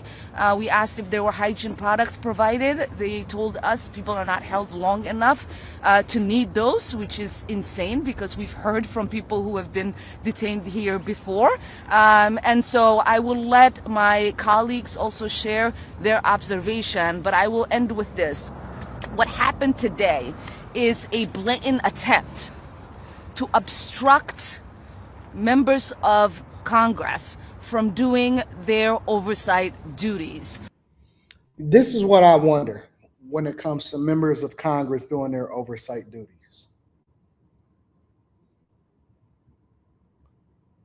Why doesn't that oversight or your duty extend to Somali fraud? Why aren't they more vigilant about the things that actually matter inside of the community than going into an ICE facility for show?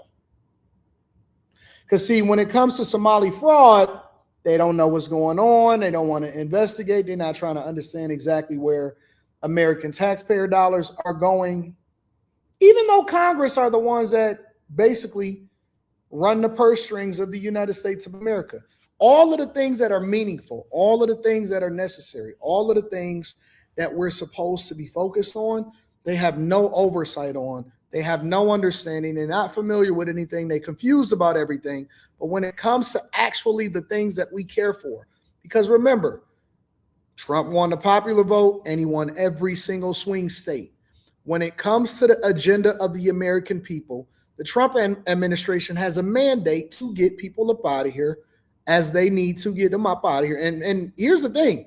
They say that more people have actually self-deported than they've had to remove here in the United States of America in Trump's first year back in office.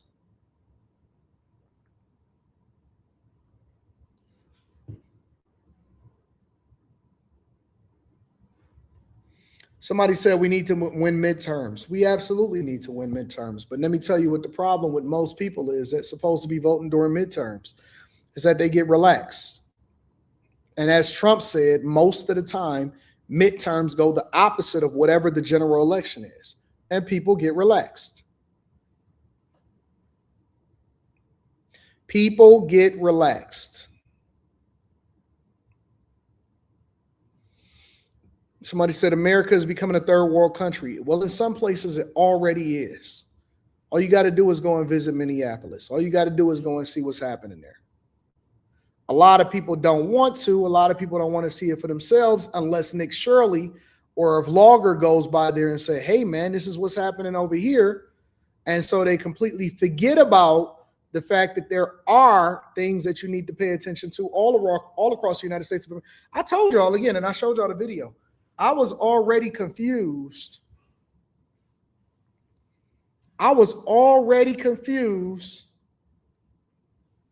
About what was going on. Tone Scone, I'm going to read that super chat in a second. I went there because I just wanted to see America. My goal, one of my goals is to go to I might not make it this year because right now I'm thinking about just locking in and not going anywhere and just being 100% focused on what I got going on from a business perspective. But my goal is to visit every single state and visit every arena that I can visit when it comes to pro basketball.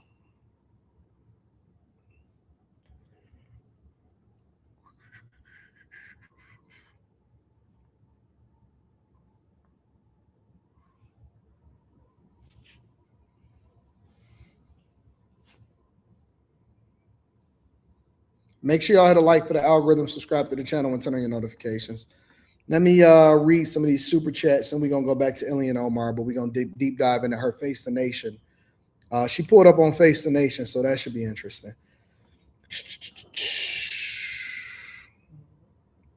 You said I thought I was about to sneeze? Nah, I didn't. I wasn't about to sneeze. Nah. Just join the Chasers. Let's get this bread. Says focusing on me. Shout out to you, focusing on me. The Road Index says, AD, when is the last time you smoked some really good gas? I have no idea what you're talking about. Anton is very much on top of things and clear-headed. Haven't you seen me being clear-headed? She casted a 5,000-year-old Somali witch spell on these white libs. Get the holy water out, says Rogue Index. These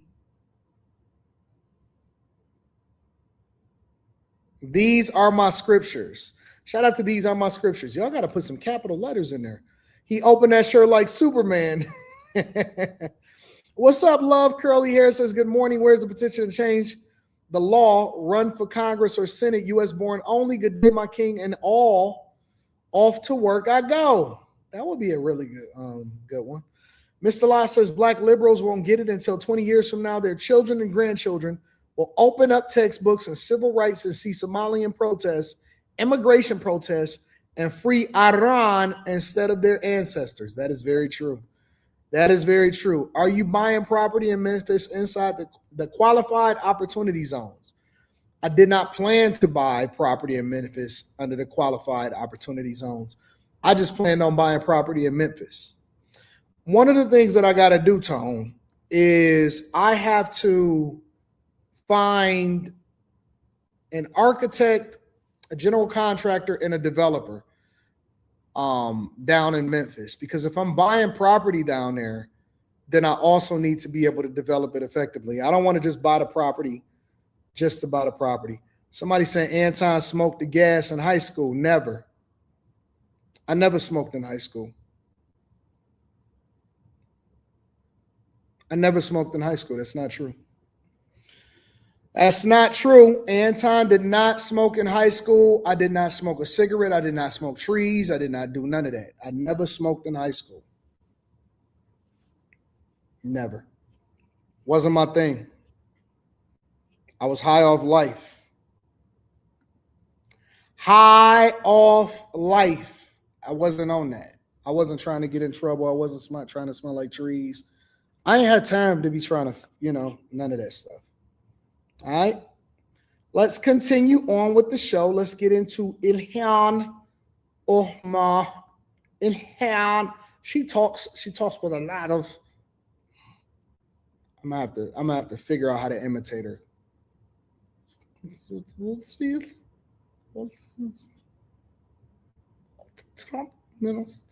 I gotta figure it out. I'm working on her. Anyways, this is her on Face the Nation. Administration is actively telling the public that journalists are misleading them. You heard what was just reported from the scene. What we know is that Renee Macklin Good and her partner were protesters. They were driving around Minneapolis. They were recording what some of these ICE enforcement officers were doing. And the local police chief says Macklin Good blocked the street with her car. Mm-hmm. President Trump has said that the partner was a paid agitator. That's the phrase he used. Right. Secretary Noem alleged this was an act of terrorism. Given how much heat there is and the administration's scrutiny, would you tell Americans it's too dangerous to demonstrate and to go out and document as she was doing? I think it is really important for Americans to record, to create the level of accountability and transparency that we need. What we have seen in Minneapolis is ICE agents oftentimes jumping out of their cars. These are unmarked cars. Oftentimes they're wearing a mask. They're approaching, running towards cars. They're pulling people out of those cars. Oftentimes approaching, running towards cars. They're pulling people out of those cars. Oftentimes these are unmarked cars. Oftentimes they're wearing a mask. They're approaching, running. I'm figuring it out. I'm learning the way that she speaks and her mannerisms. And I'm effectively adapting. I'm a learning machine. T1000 learning machine. Adaptable under the circumstances. Often the times they want a mask. All right, I'm on it, y'all. I'm figuring it out. Towards cars, they're pulling people out of those cars. Oftentimes, these people are citizens. Oftentimes, these people have documentation of their legal right to be in this country. And we know that DHS has lied repeatedly when it comes to these accounts. So it is even more important for there to be recording from eyewitnesses every single time these actions are taking place. But do you see from the recordings that we see, is there anything that you believe was being done that should not have been done by Macklin Good? The administration says she was blocking the road. They are claiming this is an act of terrorism. Yeah, Renee Nicole Good, as you hear her say, she's not mad. She's sitting in her car, peacefully waving cars to get by.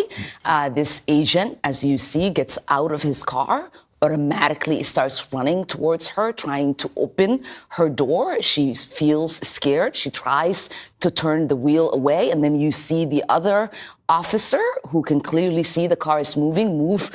When in the world, and I'm asking you guys because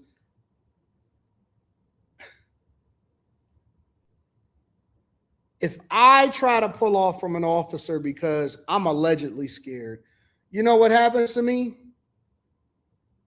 Jail, arrested. She did not follow orders. She did what she wanted to do. Bro, I don't even know how these people are getting away with this.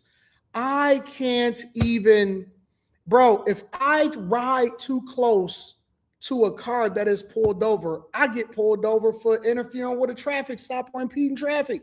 Bro, I can't even think I'm going to do something that I'm not supposed to do without not getting pulled over. Real talk. Like, if I do that, it's running from the police and I am getting arrested. As soon as they catch up to me, I am getting arrested. I can't even breathe wrong without getting in trouble. And she's talking about this is peaceful, this is lawful. The girl, the wife, I don't even like saying wife.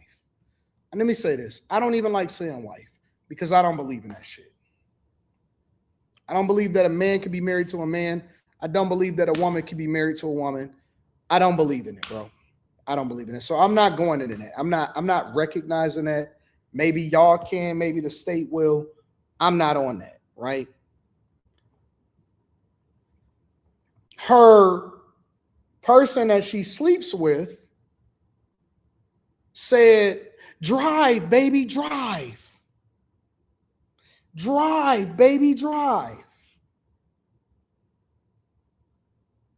Towards the front of the car, which if they are saying that he has 10 years on service and is trained, he should know that you shouldn't be trying to get in front of a moving car. And so it is not acceptable for Kristi Noem and the president and the vice president to make these kind of judgments without there being a full investigation, even though we can see in the videos that have been produced so far that what they are describing is really not what is taking place. And so if they're saying that we shouldn't believe our eyes, then let the investigation take place before you characterize this mother of three as a domestic terrorist. Prove to us what documentation you have that, one, that she was paid, two, that she was agitating when we can hear her say she's not mad, she's not upset. She's clearly trying to wave cars to bypass her. And so it's just this level of rhetoric is unjustifiable to the American people. Just quickly on that, you said accountability, and it's important for people to document what's happening. I just want to be abundantly clear because the administration says that their officers are being stalked and harassed. When you say accountability, you are only describing recording like she was doing? Yeah, I think it is fair for citizens to document what law enforcement is doing in their communities. Against some of these agents as well. So what they're telling y'all, let me translate it for you from a C student's perspective. What they are telling y'all is that they want y'all to be their crash dummies. Be a crash dummy. Go out there and say, see, they're actually putting y'all in harm's way. They're actually putting y'all in harm's way. Remember, when y'all can't think for yourselves and y'all use propaganda because you're not wise enough to actually sit your monkey ass home, because I'm going to tell you, bro, if you're asking me to go out there and harass ICE officers or stay home and get some box, I'm getting box all day long. I'm getting box all day long. If you're asking me to go out there and harass ICE officers or staying home and get some box, I'm going to get some box. Ain't no way in the world you're going to get me out there in the cold when I could be at home laid up under a chick. Ain't no way in the world that you gonna get me out in the streets with my cell phone in a nigga face. Hey, man, what are you doing? What are you doing?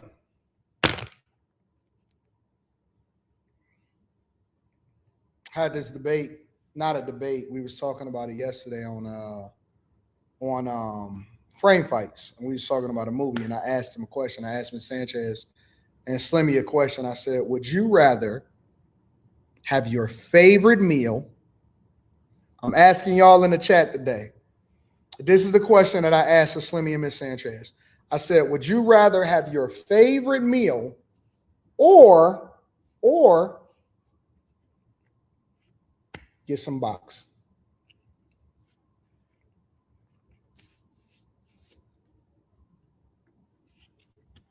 Or have sex? You said that's a no-brainer? Okay, well, what's the answer then?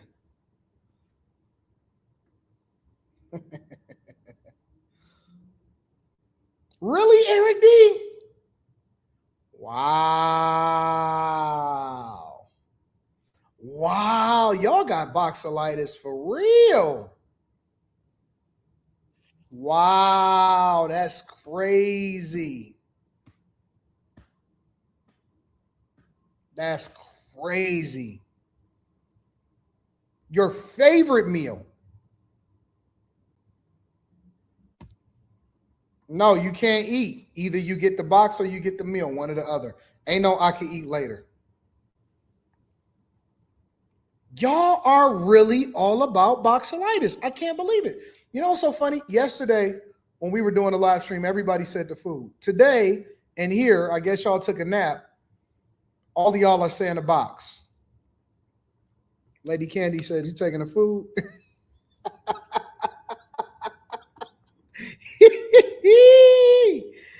Ooh-wee. Man, and I could get some dessert, some cheesecake, some strawberry cheesecake. Oh my God. I'm gone. I'm gone. Bro, give me whatever it is at my favorite meal at that particular time and top it off with some strawberry cheesecake. Man, I'm out, bro. I'm off the scales.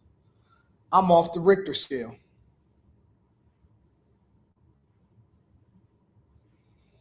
Shit.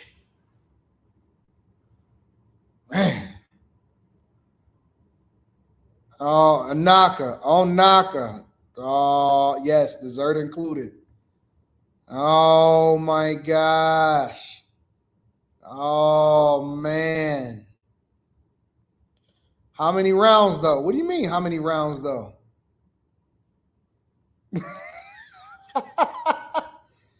He said AD passing on box is wild. What do you mean that's wild? That's why I'm rich. Because I don't focus on hoes.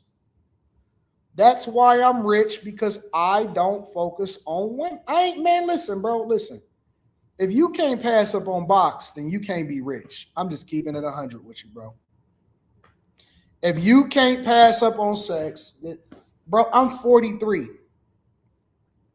I lost my virginity. Shit. I can't even remember. That's crazy.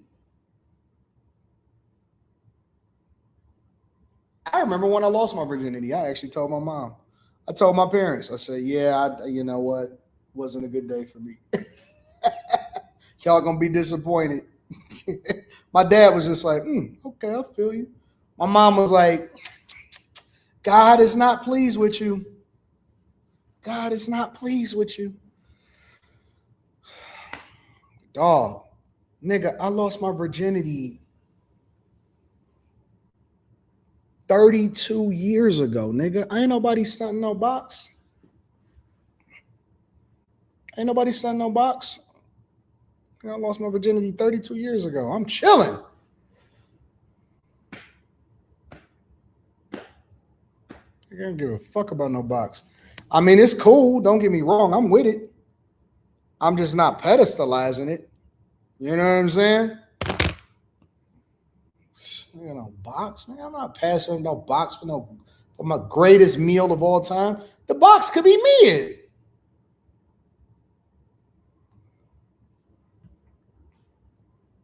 Well, there's also been violence against residents in Minneapolis. There right now is a lot of heat on your state. Treasury Secretary Bessent called Minnesota ground zero for what may be the most egregious welfare scam in our nation's history to date. 85 of the 98 people who were charged by the Justice Department with this welfare scheme are Somali. And you know this. The Treasury Secretary is probing whether any of the money was somehow funneled outside the country. He actually issued new standards. He's going to make it make someone disclose if they receive public assistance when they try to wire money out of the country, and he's lowered the bar for suspicious activity. What is the practical impact of doing that in the community? It's just creating fear. Azriel says the D could be mid. Oh, that's a fact. Matter of fact, I'm going to just tell you right now. It's a strong possibility if I just so happen to be the person that be in the equation. You may get some, you probably going to get some mid D.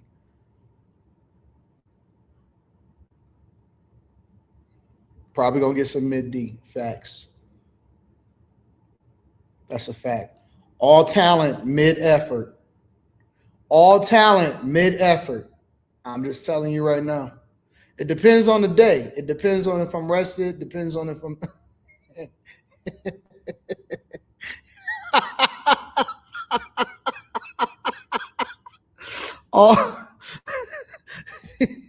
all talent, no effort. Oh, listen, I'm going 1,000% based off of talent. Like, yep, what you see is is good. It's a good look. Not a lot of effort. It's not, I'm just telling you 100%. It's not a lot of effort. If you're gonna pick me, you probably should take the food.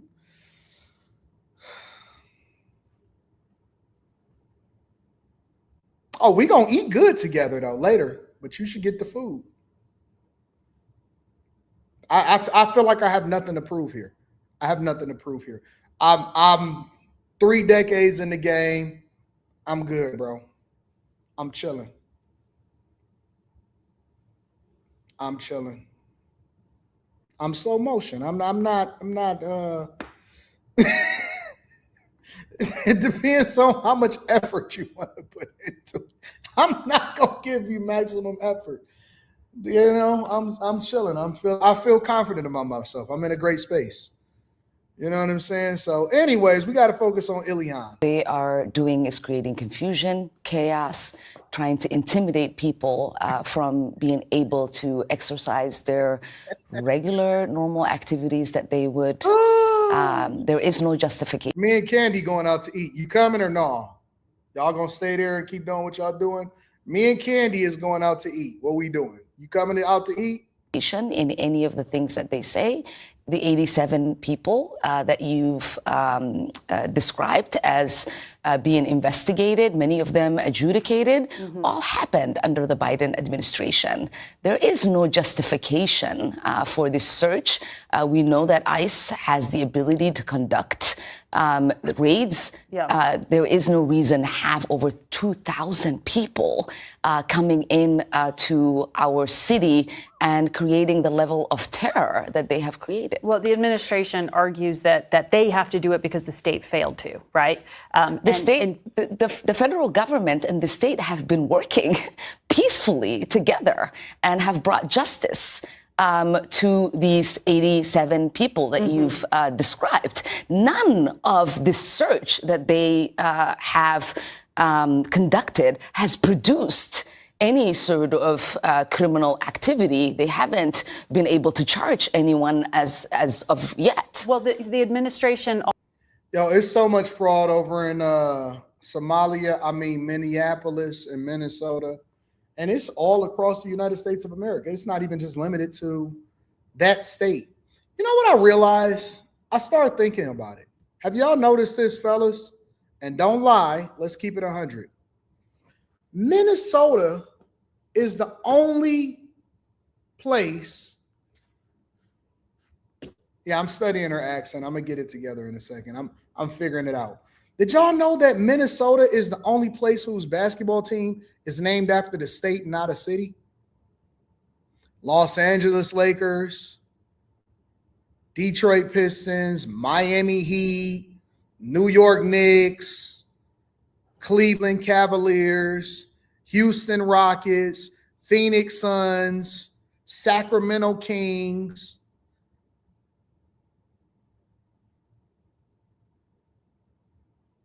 Oh, Utah too. So Utah, I never realized it. Utah and Minnesota are the only places. Oh, Indiana. Shit. Why do they have states? I thought it was only cities. Why do they have states named as teams? It was supposed to be only cities. I never, ever, ever thought about that in the NBA, bro. I never, ever, ever, ever, ever thought about that. I never thought about that. I just thought because I'm from Detroit that everybody is named after the city. I thought you were supposed to be named after the city. I didn't know that you were supposed to be named after the whole fucking state. Good God. Now, I'm not going off of football. I'm going just based off of basketball. Because I was thinking to myself, why are they named the Minnesota Timberwolves? Because remember when I did the show and I was like, hey, man, like, what does it cost to go to a Minnesota Timberwolves game? And I was like, Minnesota? Ain't they supposed to be called Minneapolis Timberwolves? I don't know, bro. Also announced they're going to cut food stamps to Minnesota because they say some of the food stamp money had been embezzled here. Are you and those are the things that are being litigated, and it is again unconstitutional for them to do so. Are you confident that the fraud that has been discovered is no longer being conducted now? Is there any justification for saying this food stamp money is somehow being misused? Yeah, there are ways to investigate fraud, which we have been doing in Minnesota, which the federal government has been doing. I just wanted to stop. Honestly, I just wanted to stop. Of all of the things that I'm worried about in the United States of America, I'm not worried about a World War III. We've been warring since the beginning of time, tearing this bitch up. We've been tearing the earth up since the beginning of time. I'm not worried about nothing, bro. You know what I'm worried about? I'm worried about the United States of America collapsing because our spending continues to be out of control. I am. I'm worried about this entire country just going to shit because we just continue to let fraud run rampant, and it's just people that's just continuing to destroy this place.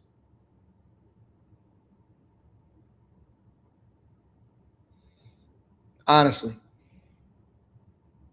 Every city and every state should be vigilant about rooting out fraud and making sure that American taxpayer dollars are spent the right way. I hate being overtaxed. And so when I see stuff like this happens, bro, there should not be 1 ounce of fraud. There should not be 1 ounce of fraud. We should all, every single United States of American citizen should all be vigilant against fraud. Again, man, look. There's some bipartisan issues that we should not be separated on. We should not be separated on fraud. We should not be separated on illegal migrants being inside of the country. We should not be separated on, infrastructure. We should not be separated on fucking public safety. There's some things that you can say, okay, you could be more liberal on that. You could be more conservative on that. But the basics we should all have together. If we can't even agree on the basics, that there should be fraud. And if you're going to sit here and lie to our face as a Congress member and say, oh, man, we've been investigating this and it's been all of it. No, come on, bro. Come on, man. Like, that shouldn't even be a thing. Who likes getting overtaxed? Nobody should want to get overtaxed. Nobody should want to get overtaxed. No, like, we should all be on the same page. I'm not counting your money and saying, oh, man, but you need to pay your fair share. I don't give a fuck about what you got going on. I care about whether I have to pay an additional amount of taxes. Nobody should be getting taxed more than they have to. You know what I'm saying? Like, that's dumb. That's so dumb. Why should we want people here illegally? Illegally. That is the craziest thing I've ever seen in my life, bro. Like, what are we talking about? Why would we want people defrauding us? And it's right there in front of our face. It's not hidden.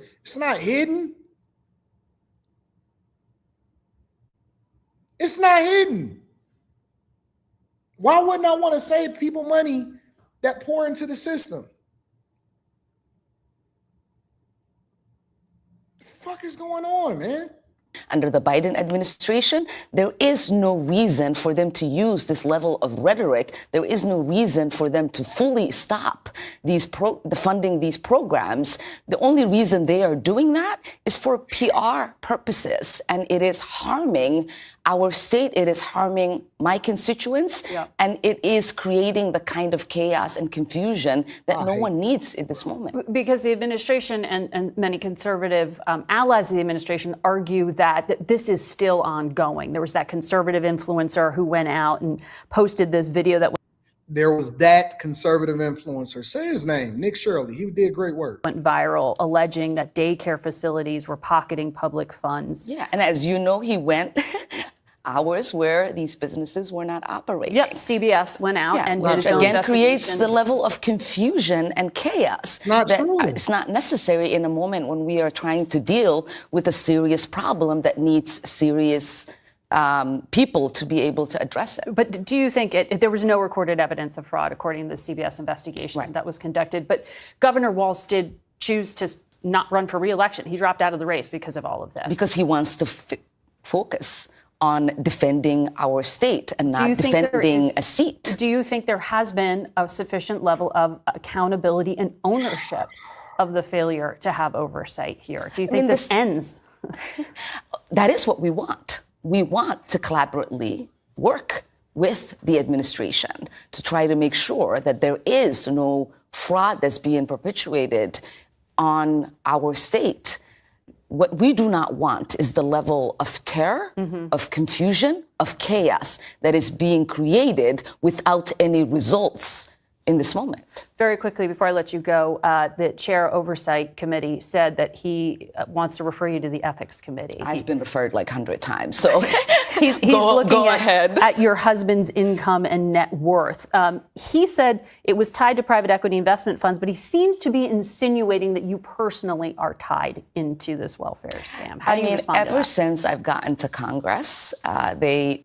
You know what I don't like about reporters?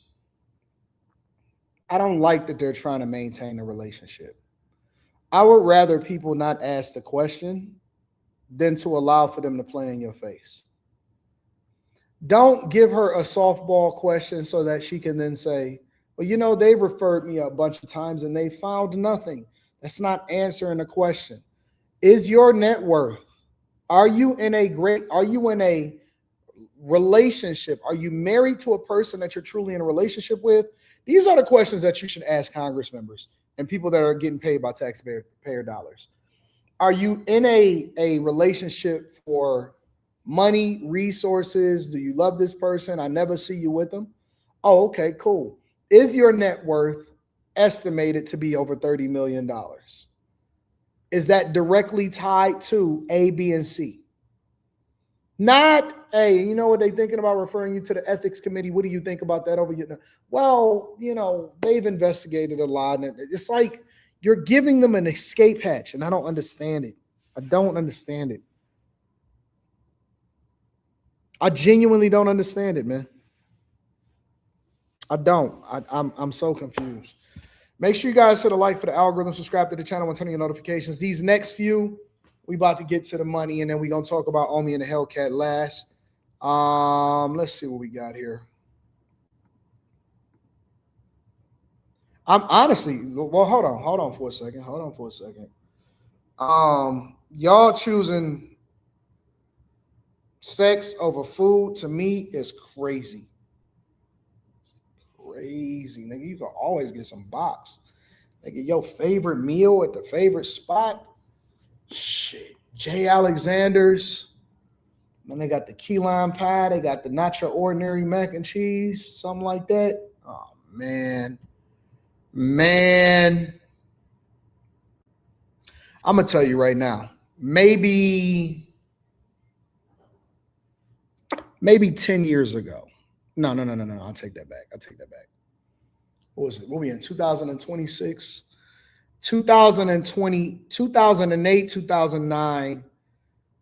If you was marrying me for the D, or if you was rocking with me for the D, if somebody's like, yo, man, you got to leave, you labor baby girl, you got to leave in order to get the D, you would have got a good thing. I'm too rich now.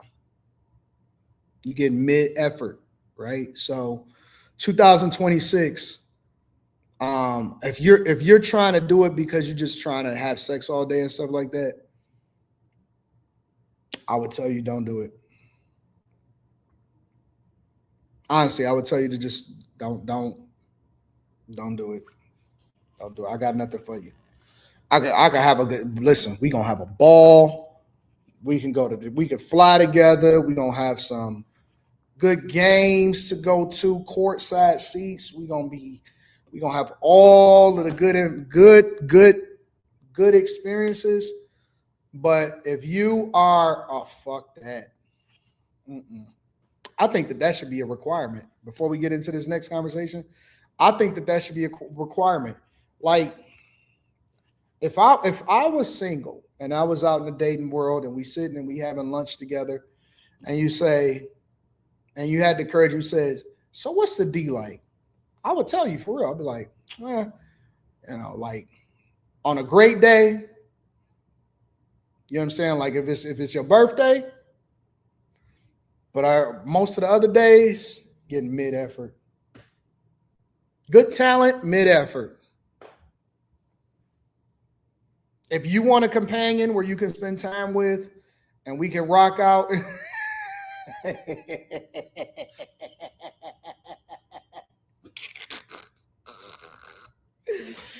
If you're looking for somebody that you can spend time with, that we can take over the world and see some experiences, and then we can also do some things in there, I'm your guy. Now, if you're looking for somebody that's going to blow your socks off every day, I'm not interested. I'm not interested. And as a matter of fact, listen, I am a reasonable person. I take mid-box. Yeah, I take mid-box. Head game got to be crazy, but mid-box, I take mid-box.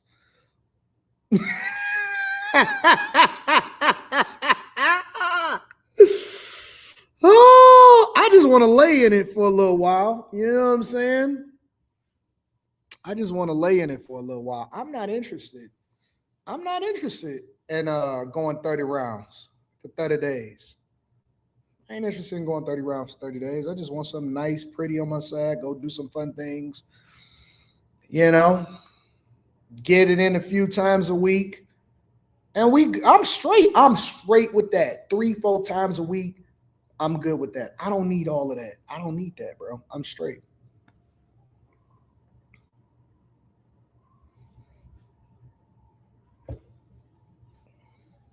So that's what I'm offering. And I don't know what else is. Yeah, facts. That's all facts. That's all facts. And that's a teachable skill too. So I'm not worried about that. So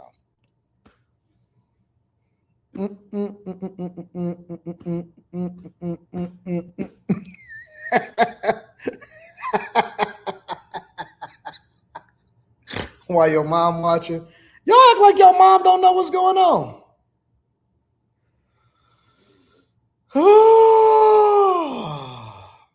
Oh man. Well, here's the thing, Messy. Let's assume that I am underselling myself. Then that's a good thing. I tell guys that too. Under promise, over deliver. Under promise, over deliver. You know what I'm saying? You never want to oversell yourself anyway. So it all works out. I'm so lost. How do we support blatant fraud, but we want to be so self-righteous and judgmental? If a black person want to be a Republican, help me. You got to talk like you just got a root canal for Ilhan Omar. They call me Mr. Bibbs says, just in case someone think we don't care about this man. Shout out to my dog, Mr. Bibbs. Chris Kinsey says, keep up the good work. True facts and evidence are rare. Thank you for being real. I'm going to keep it 100. Listen, I will tell you a lot of stories, but I will never lie to you. I keep telling y'all that. That's why I be phoning a friend. I will tell you I'm 3 decades in, bro. If you work at a job for 30 years, guess what? That's how they used to do it in the auto industry. That's how they used to do it in the plant. If you worked at a job for 30 years, you can get a pension. I'll put my time in. AD, would you ever sit down and talk to Stephen A? Hell yeah, I'll talk to Stephen A. Coach Chris. I think that Stephen A would be a great interview. Eric TV says, good morning, AD. What up? Just a brown girl in America says, good morning, my friend. She needs to be deported immediately. I'm so over her face and voice.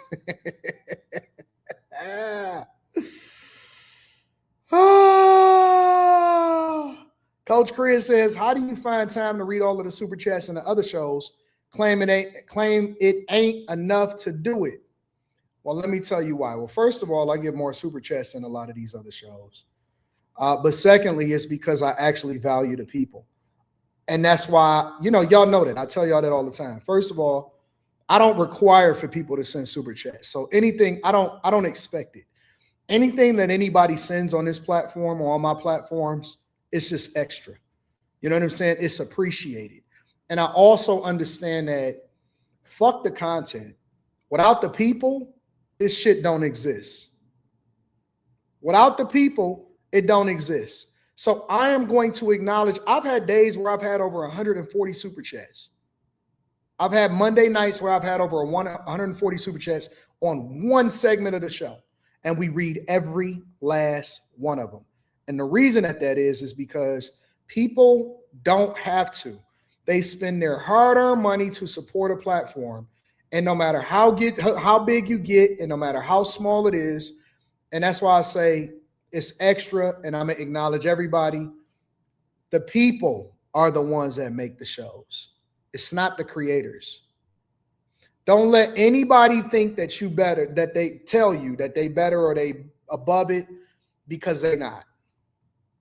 The people, the audience, the chat, the viewers, those are the ones that determine what goes on. And so when people support the platform, or when people spend their hard-earned money, because people go, man, they work every day. They take care of their business, and they need to get the value for their money. So the one thing that I'm going to do is I'm going to stream my ass off. If I'm going to jump on this platform, I'm going to entertain you, I'm going to educate you, and hopefully I add value. We going to laugh together. We going to cry together. I'm going to go off on people, and I'm going to make it as entertaining as possible, because I appreciate people that support the platform. So I'm going to acknowledge every single one. I don't give a fuck about none of that other stuff. That's how I see it. That's because they too, I'm the man shit and all of that. It's okay with being confident, but, don't get so out of your britches to where you forget who got you there. And I know who got me here. It's God and the people. You know what I'm saying? So I'm always going to acknowledge the people. Shout out to Eric TV, says, get her out of my country. Trump was right about her. Wesley Turner says, AD, you should see the people ICE arrested in Minneapolis that these folks are trying to protect, the worst of humanity.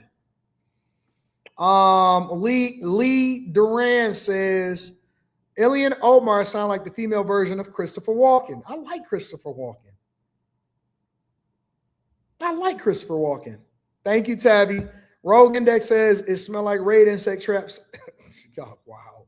Between Omar's legs. Winter Fresh Max says box is overrated. In my opinion, Eric TV says my favorite meal get no box anyways. Jada Transporter says she sounds like a Somali Christopher Walken. Y'all think so? AD, this is called fleeing and eluding, says Long Way ENT. Mr. Lot says some of y'all sound like fleece is more important than food, is more important than water. That's a dangerous combination too.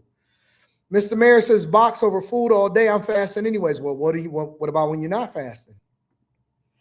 Super Chest got me broke, says Anton. Have you ever looked at someone's face and be like, damn, this person looks corrupt as fuck? That's this chick, Ilhan Omar. She looked like she hasn't slept in weeks. Yo, it's Eric TV says, not sure, AD. They can ride, hit their own spots. That's what I said. Mid-effort. Poster Mogul says, I'd rather eat fried fish than find out she got fish. See? Jamaica says, AD Guaguan. When are you going on 5150 show? Tomorrow. Catching a flight? Tomorrow. Is R. Kelly the king of R&B to you? Yes, he is, King Car Wash Detail Service.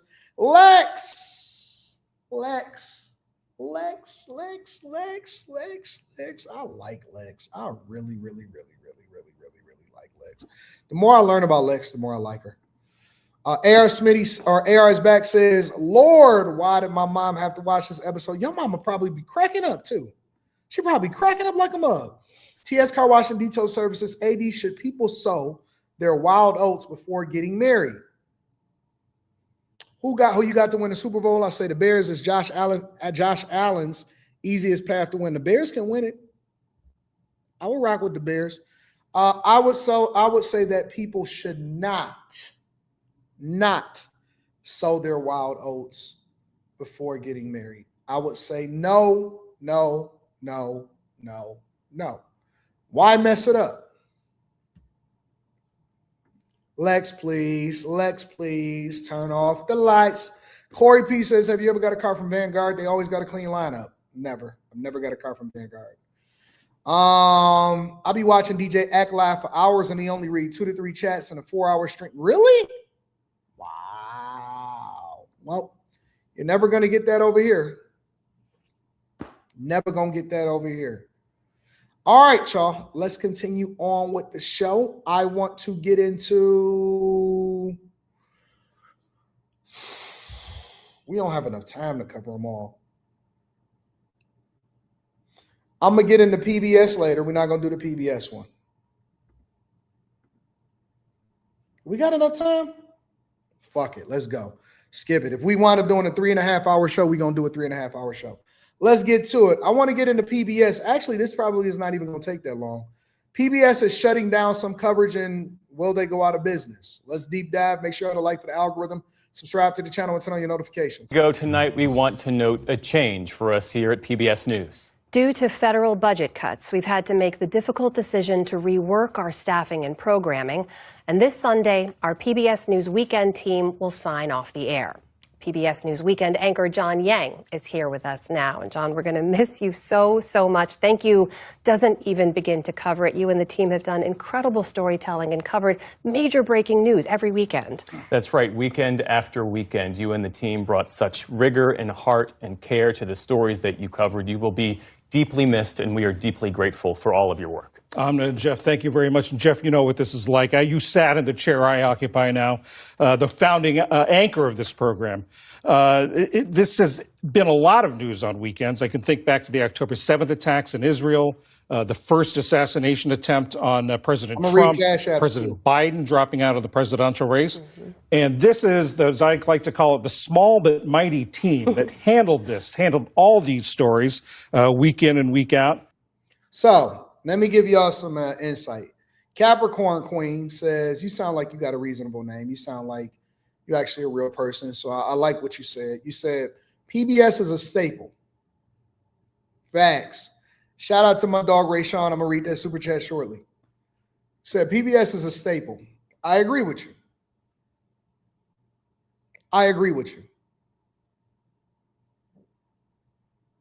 Here's the difference, though.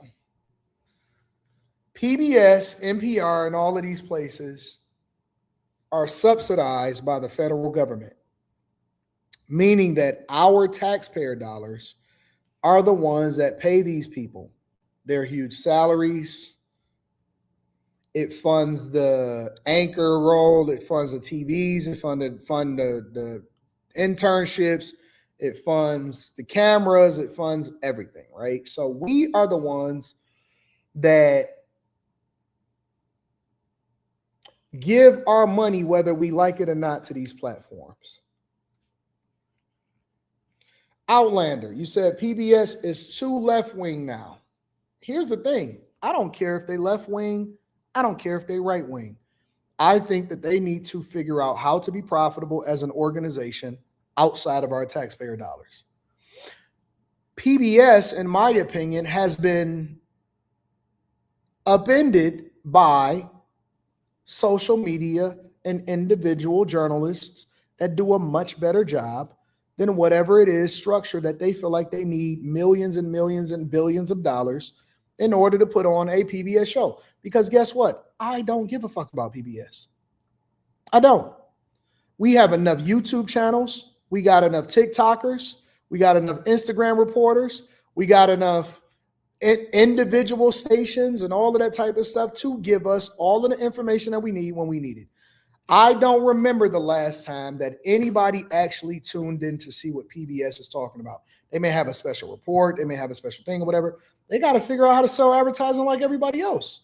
They got to get their YouTube channels better monetized. They got to come up with better thumbnails. They're going to have to compete as an individual business. I do not feel as though I should continue to subsidize PBS because they came in at a time that we didn't have all of the technology and the ability to get into the stuff that we need to get into now. So I'm not interested in PBS. If they, and this is my standing, if they don't figure out how to be profitable on their own, then they need to dissolve and they need to go out of business. If they don't figure out how to be profitable on their own, selling advertising, getting sponsorships, doing the things, see, they just lazy. They haven't been doing the things that we have to do every day, that other networks have to do every day, that they have to report to their shareholders every day. And so y'all said PBS is for kids. PBS is allegedly for everybody. They had kids programming, then it started to turn into propaganda, and then I'll do you one better. Kids don't watch PBS no more. Kids would rather go on YouTube and baby shark, baby shark. They'll go and watch some other stuff. Bro, I'm not even sure that today's kids even know who Oscar the Grouch is. They don't know who Big Bird is. They don't know who Ernie is. They don't know none of these people. They don't know these people. Coco Melon. They watch Coco Melon. Kids will watch something completely different. They not checking for the same thing. I used to watch it when I was a little kid because I had nothing better to watch. I think the Painting Man used to be on there, the guy that paint. Remember him? Mr. Rogers. Won't you be my neighbor? Hi, neighbor. All of that type of stuff. I remember that when the cartoons wasn't on. Fuck. What's on? Shit, it's the painting guy. All right, we're going to rock out with the painting guy. But again, bro, we can't keep paying for nostalgia. We can't pay for nostalgia. We are $36 trillion in debt. Everything got to go. That was a nice to have when we was less than $1 trillion in debt. Now we $37 trillion in debt. We don't have time for that shit. We don't have time for that shit. If they want to become profitable or if they want to be sustaining, then they are going to, we're not doing no lobbying, no none of that. Cut all of that shit out. Good luck. Good luck with y'all. We're proud of the creativity, the dedication they brought to each and every segment, week in and week out. I'll be leaving PBS News at the end of the month as I step back from full-time work, but I'm delighted to say that many members of this team will be sticking around. They'll be producing some exciting new programming that you'll be seeing in the coming days. That'd be good because I'm looking at a bunch of diversity, equity, and inclusion liberals up here. Let me look at these people. Let me see who I'm gonna ask. I'm the CEO of PBS right now, and these are the weekend programmers, and I'm gonna tell you the people that I'm letting go. First of all, I'm gonna let this nigga go that got the dunks on in the very front. I'm not even sure that those are real dunks. Those might be from Temu. Can't keep him. Can't keep him. Matter of fact, it would probably be better to figure out who I would keep. Guy with the shiny shoes in the back, third from the left. We're gonna keep him.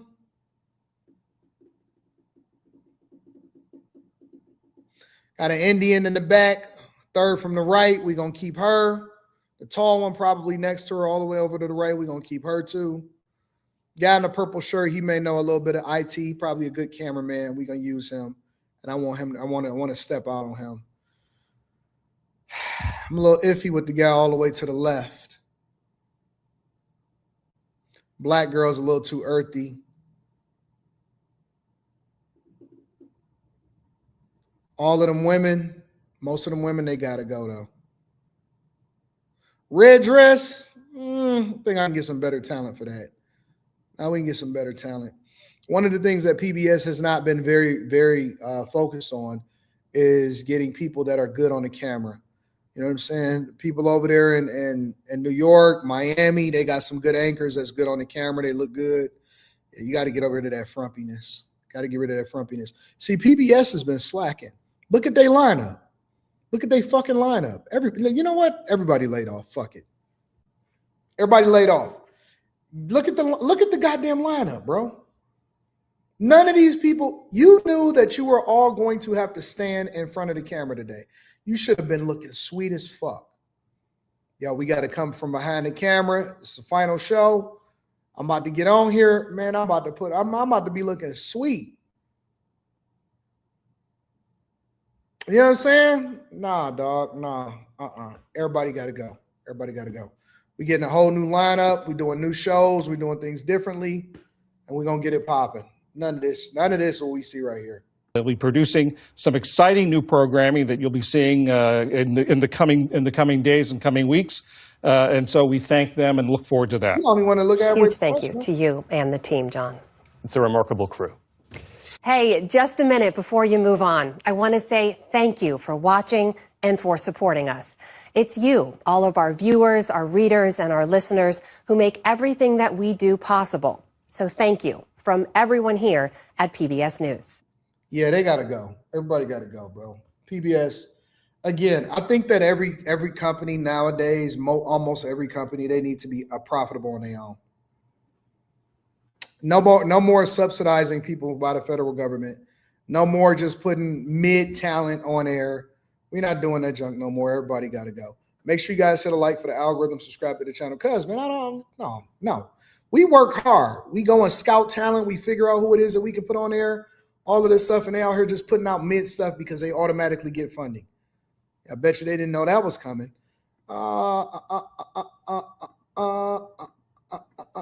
Goldfish or Cheez-Its? Cheez-Its all day long. Cheez-Its. Listen, I done seen people get into knockdown, drag down fights over Cheez-Its. I've seen people get into knockdown. My homies. Matter of fact, one of my oldest brother, he got into a fight over some Cheez-Its with my cousin. Cheez-Its. The big, where it said big on the box. Cheez-Its all day long. Cheez-Its all day long, Rayshawn. I appreciate you. I done seen niggas get into some scraps. You said goldfish, Angie? No. No way you just said goldfish. No, we got to go with Cheez-Its, bro. Cheez-Its. Yeah. Kim Burns has good docs. Nothing on YouTube can compete. PBS rocks, and PBS does have sponsors. Well, good. Then that means that they can stay on air. Just not on the weekends.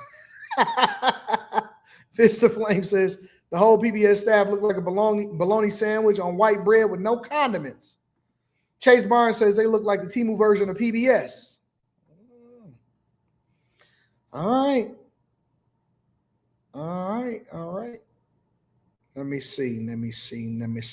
Oh, Jerome Powell. So we got to talk about Jerome Powell, y'all. Got to talk about the Romy Rome. Jerome Powell dropped a message this weekend. The Federal Reserve YouTube channel dropped a message this weekend, and so I got to talk about it, right?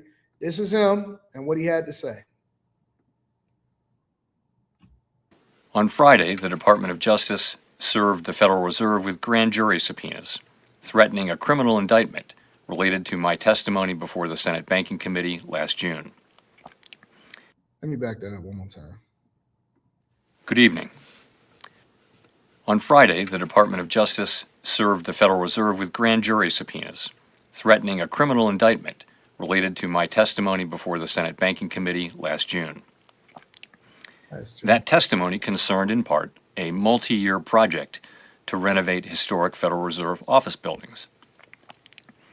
I have deep respect for the rule of law and for accountability in our democracy. No one, certainly not the chair of the Federal Reserve, is above the law. But this unprecedented action should be seen in the broader context of the administration's threats and ongoing pressure. This new threat is not about my testimony last June or about the renovation of the Federal Reserve buildings. It is not about Congress's oversight role. The Fed, through testimony and other public disclosures, made every effort to keep Congress informed about the renovation project. Those are pretexts. The threat of criminal charges is a consequence of the Federal Reserve setting interest rates based on our best assessment of what will serve the public, rather than following the preferences of the president. This is about whether the Fed will be able to continue to set interest rates based on evidence and economic conditions, or whether instead monetary policy will be directed by political pressure or intimidation. I have served at the Federal Reserve under 4 administrations, Republicans and Democrats alike. In every case, I have carried out my duties without political fear or favor, focused solely on our mandate of price stability and maximum employment. Public service sometimes requires standing firm in the face of threats. I will continue to do the job the Senate confirmed me to do, with integrity and a commitment to serving the American people. Thank you. All right, so let me tell y'all what I think this is about. All right. I think that the Trump administration is very, and when I say very, very, very, very focused on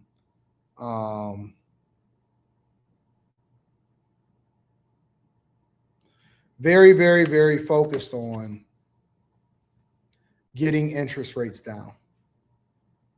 Trump cares about interest rates, and he does not like Jerome Powell. That is obvious. He's been obvious about that. And I think that this is a very difficult situation to assess. And the reason that I say that is that I have to be objective about it. All right. When I say that it's a difficult situation to assess, I believe that the Fed has to and is required to and is obligated, not necessarily to serve the President of the United States of America, but to serve the people. I know y'all don't like that. I know y'all don't like that. The Fed is obligated not to serve the President of the United States of America. They are obligated to serve the people. So they independently should be raising and lowering interest rates based off of what they believe is best for the economy. Now, we can debate whether or not if they're doing the thing that is the best for the economy, but they should be independently making decisions, not being coerced by anybody, including the President of the United States of America. Now, that does not mean that the Trump administration should not and is not going to pressure them. If this is based off of the fact that they don't agree with Jerome Powell still keeping interest rates at the levels that they're at, and I also believe that this has a lot to do with banking, it has a lot to do with housing, it has a lot to do with everything that you see happening within the economy, because the Trump administration made promises that they would continue to keep costs low, that they would make housing affordable, that they would do things that would serve the American people. And I truly believe that both Jerome Powell and the Trump administration has the American people's interests, their best interests at heart. I just think that they have differences of opinions on what that is supposed to look like. I believe that they have differences of opinions on what that is supposed to look like, meaning that maybe the Fed or Jerome Powell actually believes that they are supposed to keep interest rates where they're at. I actually tend to believe that the interest rate should be lower.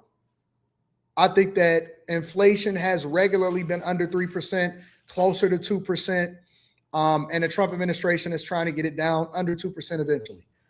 But at the same time, I still think that they need to be operating independently of the Trump administration. And if we're only going after the Fed because we don't necessarily like what they're doing or we disagree with them, then that is not a good enough reason for us to actually launch a criminal investigation.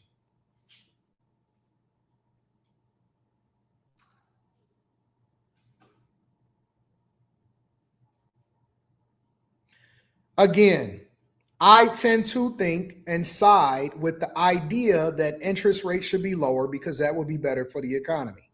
That is my own personal opinion on where interest rates should be based off of, where we see inflation is, and the fact that the Fed raised the rates in order to combat inflation during the Biden administration because it was out of control.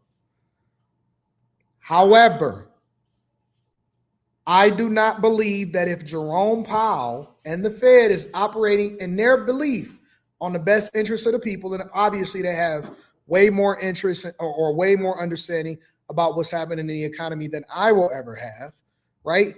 But if they believe that they are doing the right thing in the interest of the American people, then they should not be harassed. They should be lobbied maybe from the president because that's his job, but they should not be harassed. You said lower rates is bad for housing. I disagree with you. I don't think that lower rates are bad for housing. I think higher rates is good for the banking industry.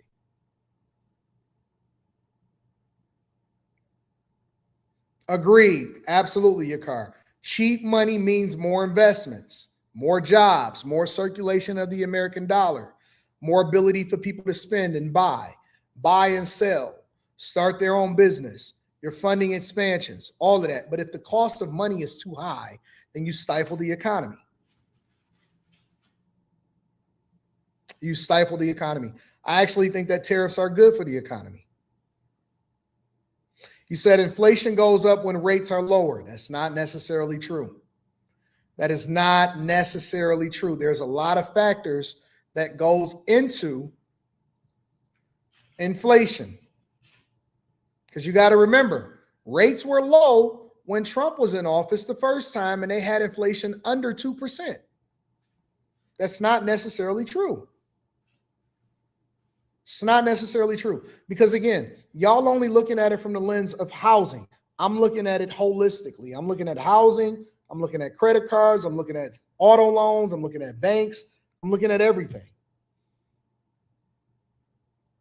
I'm looking at everything.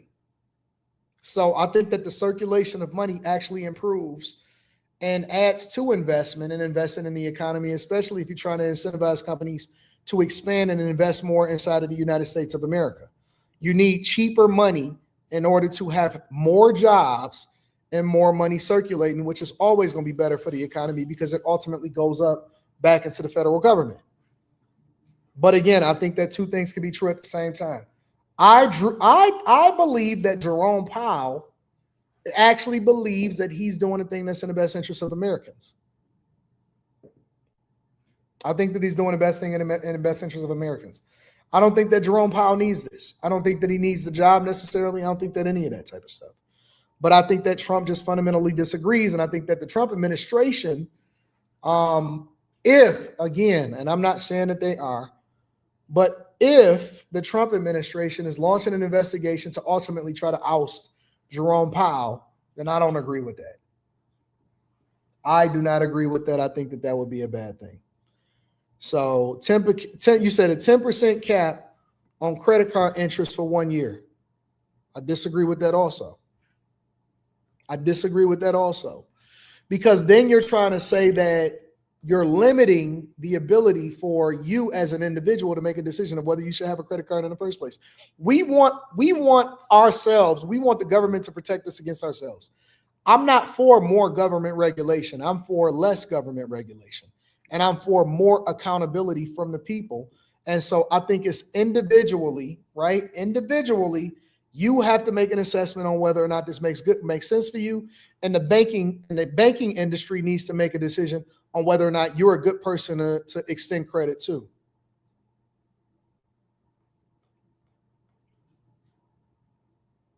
You can't put a 10% cap on it just because. You need to not borrow above 10%. You need to not borrow or take out a loan or use a credit card that is going to cost you more than 10%. I disagree with that. Absolutely not. Absolutely not. So I'm not sure what's going on to the point to where they're actually looking to launch an investigation. I know that it must be very, very, very serious if Jerome Powell is putting out an individual video on YouTube and saying that. I think that's telling. I think that he's seeing probably his last days in the Fed, and then pretty soon you're probably going to continuously seeing interest rates lowered, probably 25 to 50 basis points on the next rate cut. If he keeps rates the same, then he's going to get more pressure from the Trump administration, because Trump wants rates dropping much faster, especially with the midterms coming up. He needs to see a circulation of money, in my opinion, inside of the economy for people to feel like things are more affordable. But make sure you guys hit a like for the algorithm, subscribe to the channel, and turn on your notifications. I want to get into one more thing before we get up out of here. Let me read this super chat. Pretzel Goldfish hits. I don't care what anybody says. It says 50% simp. Shout out to 50% simp. Nah, bro, you got to go with Cheez-Its. Gotta go with Cheez-Its. Gotta go with Cheez-Its. Y'all said over renovating a building, he leaving anyway. No, I don't think it's about that. I don't think it's about the cost of renovating a building. I don't think that that's it at all. I think that that's the reason, the thing that they can use to go against him or to go after him. I don't believe that that's what it is. On me and a Hellcat. Now, Omi, in my opinion, is an incredible YouTuber. He was an incredible YouTuber. I actually really liked Omi's YouTube channel. I thought that he did an incredible job putting out good content. I liked watching him as an entrepreneur start up his sneaker company. I think I might even have bought a couple of pair of his shoes on some support type shit. You know what I'm saying? I never really wore it. But I think I had at one point bought a pair. I had bought a few people's shoes. I had started going with individual, you know what I'm saying, outside companies, especially around the time that Nike was tripping in the COVID era. But Omi, all right, Omi was making really great content. His car game, and you know me, I love anything car related. Car game was sick, all of that, right? But Omi recently had to do a 3-year bid, which I think that he got off really, really well. Took a plea deal, did a 3-year bid, and I followed this whole story. I've been following it the whole time, and he recently got released. Now, let me also say this. I was also very critical of some of the things that he was doing, because he was talking to the news and he was talking to stuff about an open case. And I was like, man, don't talk to these people. They digging into your stuff whenever you have the right to remain silent. You ain't got to talk to nobody. You got your own YouTube channel. You got this, you got that. So, I was very critical about some of the stuff that he was getting into, because it was like, why would you ever do that? Why would you ever put yourself in that type of situation, right? And some people are criticizing and saying, well, he was a crook or he did this and all of this other stuff. And that's cool. That's fair. I think it's fair to criticize any public figure or whatever, or anybody that gets convicted. But he did his time, and I want to see him win. I think that he was good for the culture. I think that he was incredible for the culture. I think that, and when I say the culture, I'm saying the content creation culture, right? From a content creator's perspective, I think that Omi brought something to the game that nobody was doing, and I don't think that anybody has done it since. Nobody has stunted the way that Omi and the Hellcat stunt, and was talking the stuff that he was talking. He was entertaining. He was charismatic, entertaining, and he ran it up. And I think that he's going to do a good job. But anyways, this is an interview that he did, I guess, with one of his best friends as soon as he got out. Some you already know it is Dev Nasty, aka Dangerous Dev Nasty, aka Mr. Choke Your Mama, Mr. Choke Your Pop Out. And the day has finally came, man. It's a long time coming, but my boy is motherfucking home, man. We just picked him up from Danbury, Connecticut, and he obviously all the way back shining this fast. Man. People thought, man, that they thought you fell off, man. Dog immediately got his jewelry on. They thought you fell off, man. What you gotta say to the people that thought? Keep wagering your bets against me, you're gonna keep losing, man. But how you feel, bro? Like, Honestly, I'm being honest, bro. Hey, homie didn't do one push-up, one sit-up. He didn't fast. He didn't do none of that. Homie was like, skip that. I'm going to just be the exact same. I'm going to grow a beard out, and then I'm going to just do my time in slow motion. Homie ain't think about getting fit. You know, you expect for a nigga, if you've been down for at least a year and a half, at least 2 to 3 years, that you're going to come out fitter, healthier, all of that stuff. Homie was like, nah, I'm chilling, bro. I feel at peace. Like, I was stating to them earlier, like, don't shame me because we wasn't recording earlier. I was stating to them, like, walking around the track for the last, like,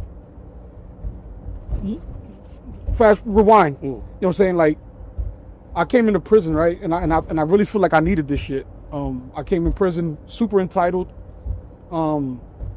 I was empathetic to people, but I didn't have compassion. Everything was literally about me, right? It wasn't what I can do for others, it's what others can do for me. And if you had no purpose in my life, then you had no purpose being around me. And those things, dealing with sentimentality, those are self-serving acts of kindness, right? When you do things for people, not because you want to do it from the bottom of your heart. And a lot of times I did do that, but there's a lot of times where I did it just to make myself feel good because the core foundation of my life was fucked up, right? I didn't love myself. Y'all said y'all heard a company paid them to put the weight back on. Bro, you're not going to pay me to get unhealthy. You talking about my life. You know what I'm saying? You're talking about heart disease. You're talking about diabetes. You're talking about all of that type of shit. Ain't nobody going to pay me to put no weight back on, bro. You can pay me to get it off. That sound like y'all don't love me. You know what I'm saying? It sound like you don't love me. Nigga, you paying me to put weight on? You paying me to take days and years off my life? Man, get the fuck out of here with that. And people get their whole limbs chopped off if they don't get that shit under together. I felt the need that I always had to be around. I don't know how true that is, but if what y'all saying in the chat is accurate, then that's crazy to me, in my opinion. I felt the need that I had to lay in somebody's bed every night in order to feel loved. And, and this stems from adolescence age. So, spending months on end in isolation and deprived from the world, not even no form of communication besides, Dev and Mike Luzzy at that time, a few others, writing me letters. Like, I don't know how I didn't think that I was this strong, honestly. And putting my mind together, I knew that God had a purpose for me, right? Like to whom as much is given, as much expected, right? And I took advantage of all the things. I sat on my ass and I wasn't proactive in certain situations. I isolated from the world at times, what I'm saying? And I did a lot just from sitting on the couch. When I should have been out there, voicing my opinions in certain situations. I should have been out there proactive in my city. And,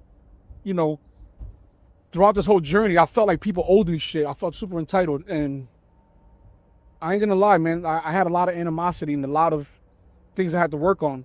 And right before I came home, I told myself, like, I'm gonna kill everybody. And this is a real conversation, I'm saying, that I'm having with myself. Just negative self-talk building up. I'm gonna kill everybody. Everybody, I'm saying, like, then I had to really dive deep in who I was as a person. I'm saying, my core beliefs. I'm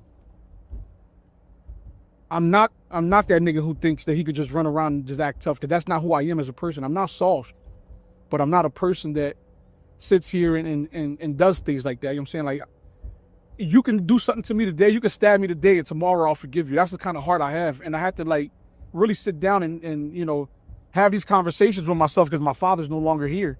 And these are things that he instilled in me. So the closer I got to the door, I didn't want to convert into Islam, because the stigma behind it. Right. Or you just need protection. Like, nigga, I stood on all 10. Niggas try to run me up in these pretties. Ain't nobody's able to run me up. Ain't nobody ever bitch me out. Saying, and I stood on all 10. But it's a lot of situations, like, learning how to deal, not coming from the streets and, being a corporate person and then being thrown in jail. My nigga, that's a whole different world. And I can't operate like that. Negativity around at all bends. I've never had productive conversations in prison. It's very rare. Like, only the last 2 months, like, I've been chilling with my bunkie, kids been down, and my brother Body from CT. Those two individuals right there is the only people that I can really talk to on a positive level. Everything else is just politics. It just.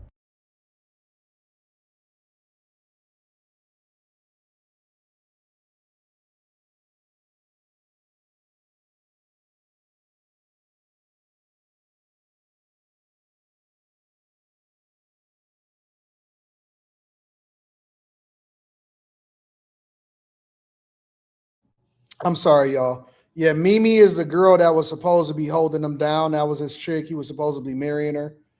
And she was supposedly helping to run his company. I thought that she was going to hold him down too. She tried to make it seem like, yeah, on me, I got him or whatever. And I'm, whatever, so on and so forth. But apparently she ran off with the bag and didn't hold him down. I don't know why she wouldn't hold him down. It's not like he had 20 years. He was going to be out in less than 3. He was going to be out in less than 3. So, apparently she went off with somebody else, whatever, so on and so forth. And the tripped out part about it is that we would have never known Mimi if it wasn't for Omi. We would have never knew her if it wasn't for Omi. Ever. Would have never known her. But you make them big, you get them famous, you get them visible and all of that stuff. And next thing you know, they turn on you. I heard that he took down his YouTube channel, all of that stuff. I heard all of that stuff was done, bro.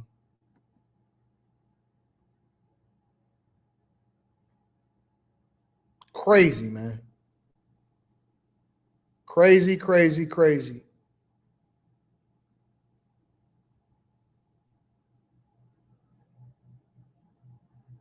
Let me see if I can find y'all a video of what he used to be like.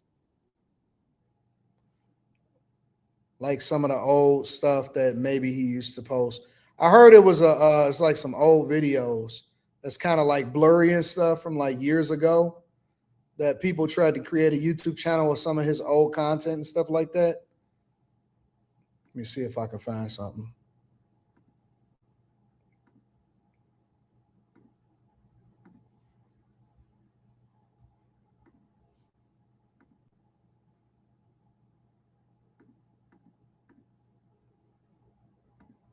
Doing these freaking orders on these embroidery machines. So I'm over here maintenance the machines and shit. And all of a sudden, I put my finger. I don't know why the fuck this, but having a Lamborghini Urus and then switching it up just a little, right? Look at all them cars in his driveway. You think he me? You think he me now, huh? Just a little. We got London on the getting a Lamborghini Huracan Evo. Let's go. Holy shit. Lamborghini Evo. Yeah. The Huracan Evo. I just wanted to, have a minimal cars. But what a badass fucking you got the Hellcat, the 2 Lambos, and the other Hellcat back there. That's the reason why I like this car, because they open up regular. That way it's fat friendly. Open it all the way. They don't come up like the Aventador. I think this thing's such a beauty. I gotta get rid of those orange calipers, man. I don't like that at all. Yeah, Omi was killing it, bro. Omi was running up a bag. He was killing it. Yeah. I mean, when you would talk to me home, it was a lot of that. I want to kind of rewind back. You was talking about being on the couch, not being proactive, feeling like almost stagnant. Did that had a lot to do with the depression of knowing eventually that you were going to have to do this time? No, that just comes from depression of just knowing how bad of a person I was. Yeah, maybe he did lose weight because his sweatsuit is kind of heavy on him. You know what I'm saying? It's kind of loose on him. I think he might have lost some weight when he was in prison. I knew that I wasn't living right day by day. Like you know what I'm saying? You're my best friend, bro. And I used to keep a log of all the people I had sex with. You see what I'm saying? A log. All right, we're gonna leave it there. But welcome home, Omi. I hope that you run up a bag. I hope that your companies are super successful.